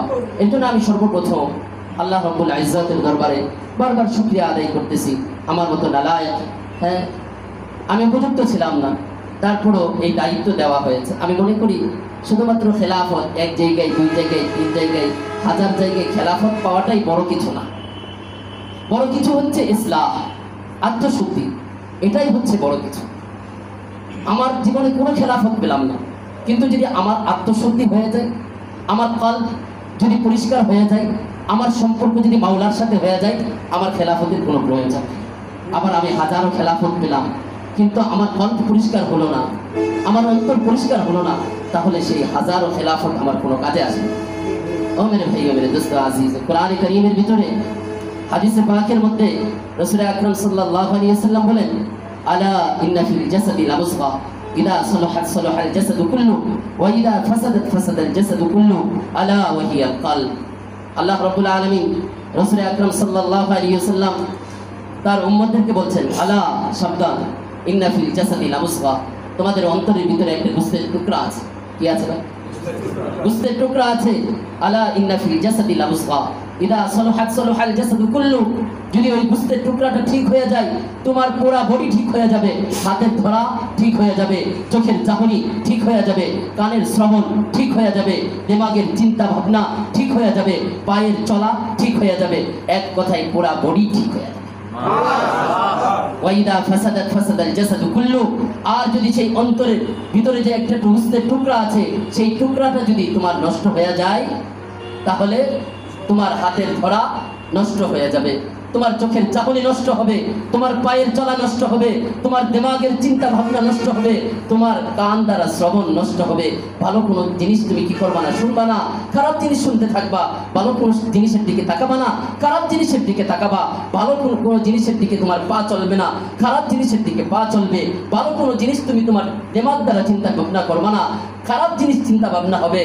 রাসূল আকরাম সাল্লাল্লাহু আলাইহি ওয়াসাল্লাম বলেন, আলা, সাবধান, সেই জিনিসটা কি, সেই গোশতের টুকরার নামটা কি? ওয়াহিয়াল কলব, সেটাই হলো কলব, সেটাই হলো কলব। এর জন্য দোয়া কর আল্লাহর কাছে, আল্লাহুম্মা নাব্বির কলবি বিনুরিল ঈমান, আল্লাহুম্মা নাব্বির কলবি বিনুরিল ঈমান। ওগো আল্লাহ, আপনি আমার অন্তরটাকে ঈমানের নূর দ্বারা পরিপূর্ণ করে দিন। আমিন। আল্লাহুম্মা নাব্বির কলবি বিনুরি মারিফাতি, ওগো আল্লাহ, আপনি আমার অন্তরটাকে আপনার মারিফত দ্বারা পরিপূর্ণ করে দিন। ও মেরে ভাই, ও মেরে দোস্ত আজিজ, আজকের খেলাফত বড় কথা না, খেলাফত বড় কথা না। 1 2 3 4 হাজার জায়গায় খেলাফত বড় কথা না। কথা হলো আমার আত্মশুদ্ধি অর্জন করতে হবে, আমার অন্তরকে সহি শুদ্ধ করতে হবে। আত্মশুদ্ধি, ওই অন্তর, যেই অন্তর যদি পচে যায় সব কিছুই পচে যায়, আর অন্তরের সেই যদি ঠিক হয়ে যায় সব কিছুই ঠিক হয়ে যায়, সেই অন্তরকে, অন্তরের ভিতরে আল্লাহর মারিফতকে ঢুকাইতে হবে। আজকে একজন খেলাফত পেল আর আমরা শুনলাম শুধুমাত্র, আর এটা আইরে আমি তো খেলাফত পেলাম না। আরে ভাই, এটা কোনো কথা না, এটা কোনো কথা না। আজকে আমি মনে করি যে এই খেলাফত কথা না, বরঞ্চ আমার আত্মশুদ্ধি, এটা আমার বড় প্রয়োজন। এটা বড় প্রয়োজন। এই জন্য আজকে থেকে পাক্কা আজম আর জজম করি আমরা সকলে, বিশেষ করে আল্লাহ রাব্বুল আলামিন আমাকে কবুল করুন যেন আমি এই আজম আর জজম করতে পারি। আজকে থেকে মেহনত করব, আত্মশুদ্ধির লাইনে আরো মেহনত করব। আমার যে অন্তর আছে এই অন্তরটাকে মারিফাতের নূর দ্বারা পরিপূর্ণ করব। আল্লাহুম্মা নাওয়ির কলবি বিনুরিল ঈমান, সবাই আমিন বলুন। আল্লাহুম্মা নাওয়ির কলবি বিনুরিল ঈমান, আল্লাহুম্মা নাওয়ির কলবি বিনুরি মারিফাতি, আল্লাহুম্মা নাওয়ির কলবি বিনুরি মারিফাতি। আল্লাহ রাব্বুল আলামিন আমাদের সকলকে আল্লাহ রাব্বুল আলামিনের মারিফাতের লাইনে, আল্লাহকে রেজামন্দির লাইনে আমাদের সকলকে জানতুর মেহনত করে অগ্রসর হওয়ার তৌফিক দান করেন। ওয়া আখিরু দাওয়ানা আলহামদুলিল্লাহি রাব্বিল আলামিন। মাশাআল্লাহ মাশাআল্লাহ মাশাআল্লাহ, আল্লাহ পাক আমাদের সকলকে কবুল করেন। আমার একটা শের লেখা, মানে মাসুর একটা শের আছে, আমি এটা লিখছিলাম। আমার এই শেরে অনেকেই প্রশংসা করছে, বাংলা শের শোনাই দিই আমি।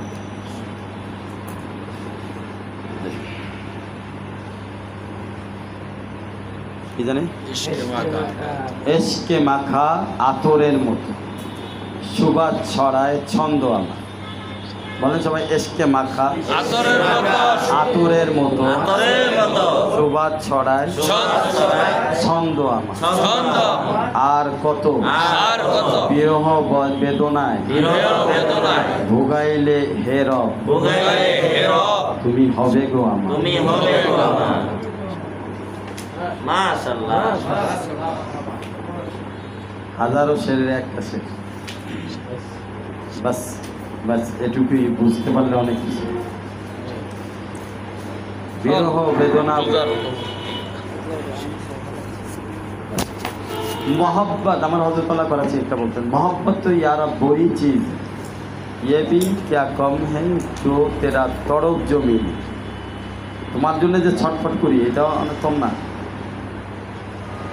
খাজা সাহেবের একটা শের আছে, सुन ले दोस्तों जब आयाम भाले आते हैं घाट मिलने को वो खुद आप ही बतलाते हैं।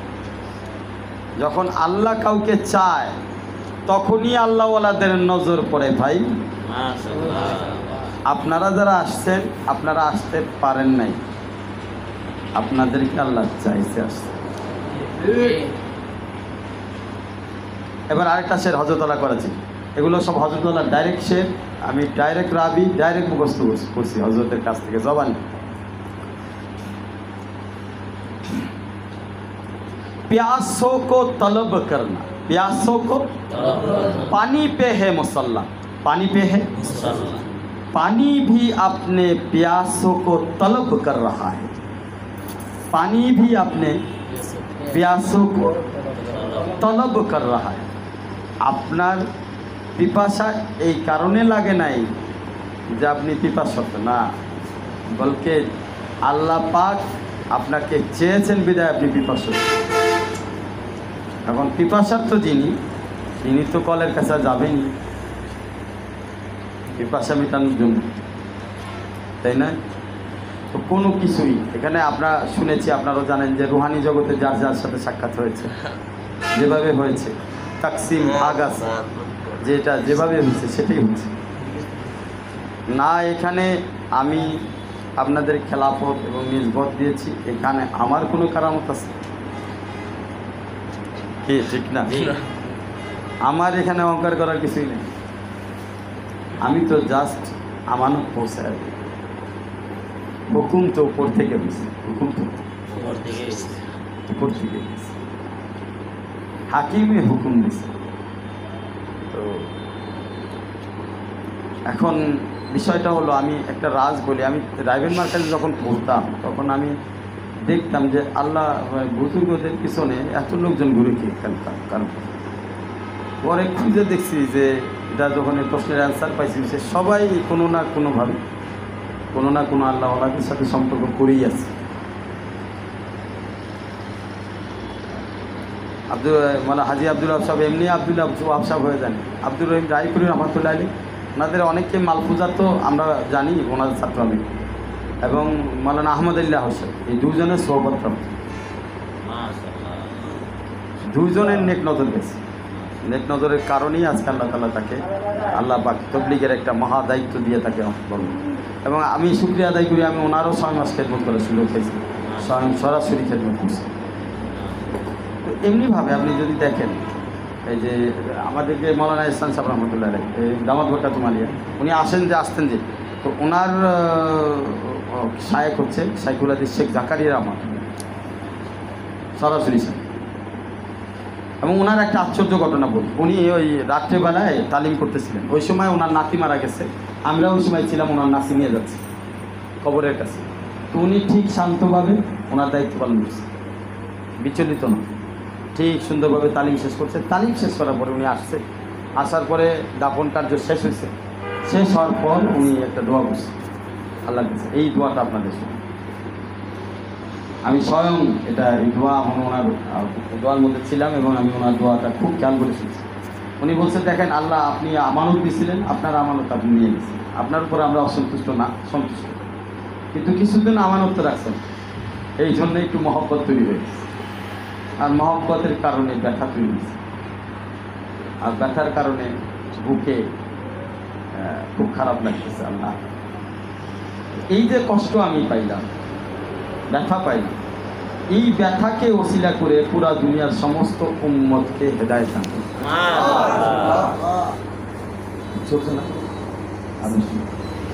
আমি নিজে মানে ওই সময় আমি অত্যন্ত আশ্চর্যান্বিত হয়েছি এবং অত্যন্ত ব্যাপারটা আমার কাছে খুবই, কোথায় আমরা কোনটারে ওসিলা বানাইতেছে খেয়াল করছেন? আমরা কোনোদিন চিন্তাই করি না, চিন্তা করতেও পারি না। তো আমি এই ব্যাপারে একটা আমার লেখা উর্দুতে, मेरे नाम में अगर तेरा नाम ना हो, मेरा नाम से या रब क्या होगा। আমার লেখা मेरे नाम में, খেয়াল করেন পড়েন একটু, मेरे नाम में, এটা আপনারা দোয়ার মধ্যে পড়বেন, অনেক কাজ হবে, অনেক কাজ হবে। मेरे नाम में अगर तेरा नाम ना हो, तो मेरे नाम से या रब क्या होगा। अताए करम हो, नाम में खुशबू, जो मुझे देख ले वो तेरा दीवाना हो, जो मेरी सुन ले वो तेरा आशिक हो, दर्द दिल हमारा सारा जहां का मरकज हो, गमे उम्मत हमारा तेरे हाबिब का निशान। এটা আমার লেখা ছিল, আমার জীবনে 2টা শের আমি লিখছি, তার মধ্যে একটা বাংলা যেটা আপনাকে শোনাইলাম, হ্যাঁ, যে এসকে মাখা আতরের মতো সুবাদ ছড়ায় ছন্দ আমার, আর কত বিরহ বেদনায় ভুগাইলে হে রব তুমি হবে গো আমার। আর দ্বিতীয় আমার উর্দু শেরটা হচ্ছে, আবার বলি, যে মেরে নাম মে अगर तेरे नाम ना हो, नाम से मेरा क्या हो, আমার নামেরই দরকার নেই, নামের গোষ্ঠী গিলাই নাম দরকারই নাই, যদি আমার নামে তোমার নাম না হয়, এই নাম কাউসার দিয়া দরকার নাই। আতায়ে করম হোক, কারিম তো তুমি, যদি অনুপযুক্ত একটা দরখাস্ত আছে, নাম নিয়ে খুশবু হোক, আমার নামে তোমার মোহব্বতের খুশবু যেন হয়। কেমন খুশবু? जो मुझे देख ले वो तेरा दीवाना, जो मेरी सुन ले वो तेरा आशिक। আমি আমারে চাই না, আমাকে দেখে যেন তোমাকে পায়, আমাকে শুনে যেন তোমার হয়। এবার আসেন দর্দে দিল হামারা, এই যে আমি ব্যথা নিয়ে তোমার কাছে বলতেছি, এই যে দর্দে দিল শুধু আমার জন্য না, দর্দে দিল হামারা সারা জাহাঁ কা মারকাজ। এবার আমি মারকাজের কাইফিয়ত বললাম, মারকাজের কাইফিয়ত হলো দর্দে দিল। এটা আপনার যেখানেই যাবেন, আমারও রসুলতালা করেছি বলতেন, দাগে দিল চমকে গাবন কা রাখতা, লাখ উস পর খাক ডালি যায়। যে অন্তরে আল্লাহর মহব্বতের ব্যথা আছে, যত মেঘ আসুক, যত বাদল আসুক, যত ঘূর্ণিঝড় আসুক, তুফান আসুক, চাই আপনি লাখো কোটি ময়লা তার উপরে ঢালেন, ওইটা ভেদ করে চমকাইতে থাকবে, ভেদ করবেই। হযরত করাচির কথা, দাগে দিল, যেই দিল আল্লাহর যন্ত্রণায়, ভাই আল্লাহর মহব্বতের ছটফট করা সামান্য একটা হৃদয়ের স্পন্দন আরশ থেকে দামি, আরশ থেকে দামি। দামি। আপনি তো জানেন আরশ একটা সুতুন আছে, জিকির করলে কাঁপতে থাকে। ভাই জিকিরে কাঁপতে থাকে, তাহলে এসকে কি হবে? এক এসকে তো আরশের অস্তিত্ব থাকবে না, আরশ আপনার কাছে চলে যাবে। কি আসবে? মাশাআল্লাহ। আরশ আর ওখানে বৈশা থাকতে পারবে না আপনার। অনেকে কলবের ব্যাপারে বলে কলবে নাকি আল্লাহ থাকে, এই ব্যাপারে এসকাম। ভাই কলবে আল্লাহ থাকে কোনো সন্দেহ নেই। সূরা তাগাবুনের মধ্যে আল্লাহ পাক বলেন অমাই ইউমিন বিল্লাহ অমাই ইউমিন বিল্লাহ ইয়াহদি কলবা, দলিল নিয়ে নেই। অমাই ইউমিন বিল্লাহ ইয়াহদি কলবা, ইমানের সম্পর্ক কলবের সাথে, আল্লাহর সম্পর্ক কলবের সাথে, হেদায়েতের সম্পর্ক কলবের সাথে, আল্লাহর সম্পর্ক কলবের সাথে। মাশাআল্লাহ। কারণ এই যে ইয়াহাদি, এই ইয়াহাদির মধ্যে সব আছে। কি আছে? সব আছে। যেই রাস্তায় আপনাদের দেখাবে, যেই দিক দিয়ে রাস্তা দেখাবে, ওইটাই আল্লাহর পৌঁছানোর জায়গা, ওখানেই আপনাকে পাবেন। আপনি অমাই ইউমিন, আয়াতটা মনে রাখবেন, অমাই বিল্লাহ ইয়াহাদি, এইটা কয় কলব কই আছে কোরআনে নেই, ওটা চোখে আঙ্গুল দিয়ে দেখাবেন, ওই জায়গায় আছে। ঠিক আছে? হ্যাঁ। তো যাই হোক, আল্লাহ তাআলা আমাদেরকে আমল করার তৌফিক দেন। রাইটটা অফ করি, আমরা দোয়া করে দিই ইনশাআল্লাহ। আচ্ছা, হ্যাঁ, আচ্ছা, এটা দোয়া সংক্ষিপ্ত, আপনি আপনার উপরে দায়িত্ব আছে দোয়া। ঠিক আছে ইনশাআল্লাহ, আমরা আপনার দোয়া শুনবো, কান্নাকাটি করবো ইনশাআল্লাহ। এরপরে নামাজ কালাম করবো, খাওয়া দাওয়া করবো ইনশাআল্লাহ। ঠিক আছে? এবং সব আমাদের ওলামা একরাম আপনারা অবশ্যই খাওয়া দাওয়া করবেন।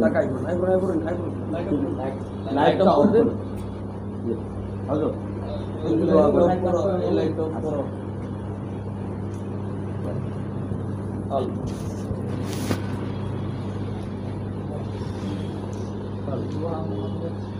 অসুবিধা নেই, আমি আপনার চিনি, আর আপনি যেহেতু এই জায়গার সকলের মুরব্বী, আপনার দোয়াটা আমাদের দরকার। আমি তো রেগুলারই করি।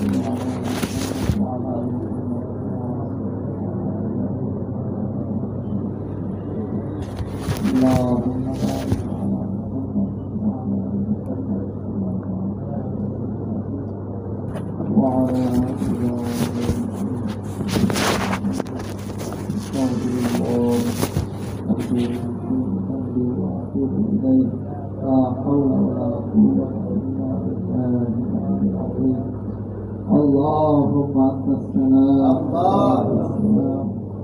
تبارك ربنا وتعاليك يا ذا الجلال والإكرام يا ذا الجلال والإكرام ربنا لا تزغ قلوبنا بعد إذ هديتنا وهب لنا من لدنك رحمة إنك أنت الوهاب إنك أنت الوهاب رب ارحمهما كما ربياني صغيرا رب ارحمهما كما ربياني صغيرا ربنا أتمم لنا نورنا واغفر لنا إنك على كل شيء قدير ربنا لا تزغ قلوبنا بعد إذ هديتنا وهب لنا رب اجعلني مقيم الصلاة ومن ذريتي ربنا وتقبل دعاء ربنا وتقبل دعاء رب العالمين الله الله الله আজকে মাহফিলকে কবুল করে আল্লাহ আজকে মাহফিলের যে দায়িত্ব আসছে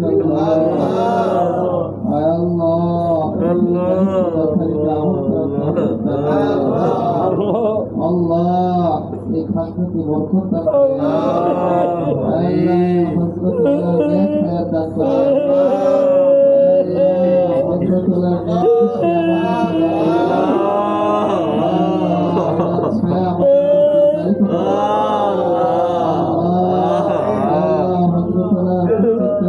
কবুল করে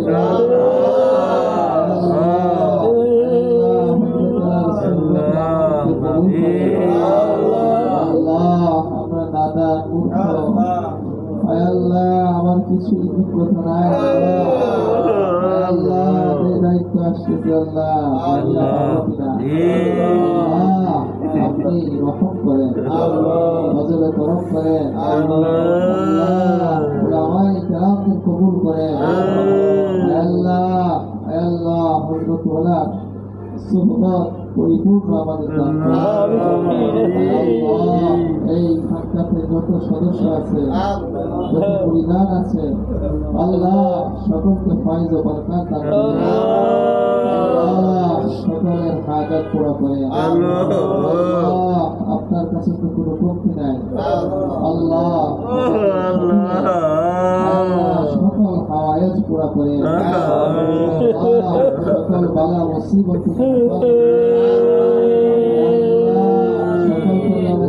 থেকে হেফাজত করে, দুশ্মনের দুশ্মনী থেকে হেফাজত করে, শত্রু শত্রু থেকে হেফাজত করে। আল্লাহ ইয়া আরহামার রাহিমিন আল্লাহ, আল্লাহ এই মজলিসকে এই খানকাতে আরো চমকায় দেন।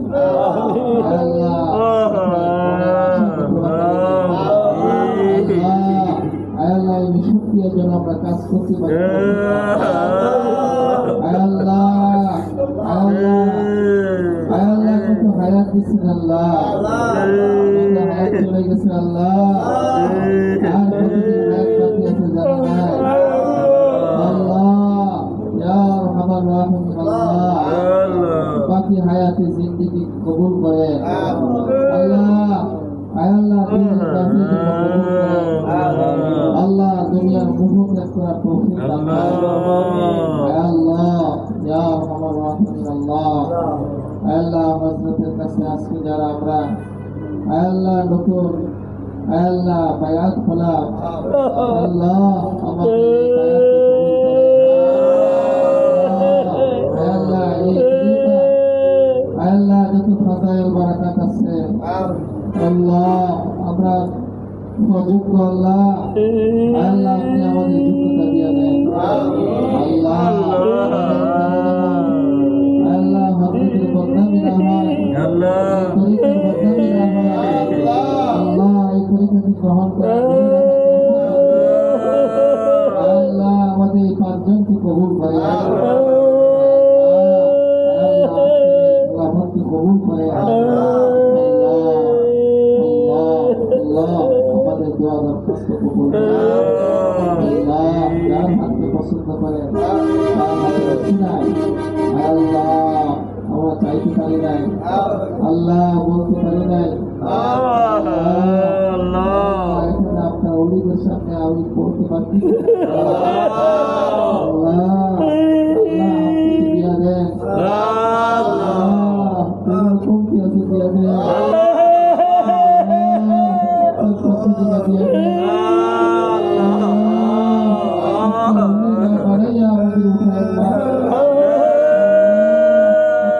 আমাদের সকলকে আল্লাহ আমাদের سبحان ربك رب العزة عما يصفون والسلام على المرسلين والحمد لله رب العالمين। আসসালামু আলাইকুম ওয়া রাহমাতুল্লাহি ওয়া বারাকাতুহু। আল্লাহ আল্লাহ। তো ঠিক আছে,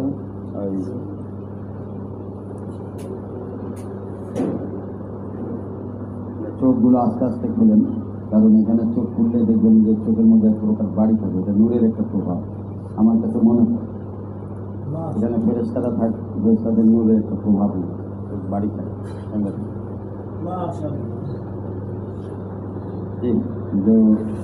যাক আল্লাহ তাআলা ভালো জানেন। তো ইনশাআল্লাহ তো ওলামা একরাম ওনারা নামাজ পড়বেন, ওনারা নামাজের ব্যবস্থা করো, ঠিক আছে? নামাজ পড়ার একটা ব্যবস্থা করো, তারপরে ওনারা খাওয়া দাওয়া করবেন, ওনাদেরকে কাজ কামরায় নিয়ে যাবো। ঠিক আছে? আর দায়িত্বে যারা আছে তোমরা রাশেদুল দেখো ওনাদেরকে নিয়ে যাও, ওলামা একরামদের নিয়ে নামাজ পড়ার ব্যবস্থা করো, নামাজ পড়বে। তারপরে যার যার সনদগুলি এগুলো একটু লেমিনেটিং করে নেবেন, তাহলে ইনশাআল্লাহ থাকবে দিন। ওই নিচে আমার খেলাফতের সনদ দেওয়া আছে।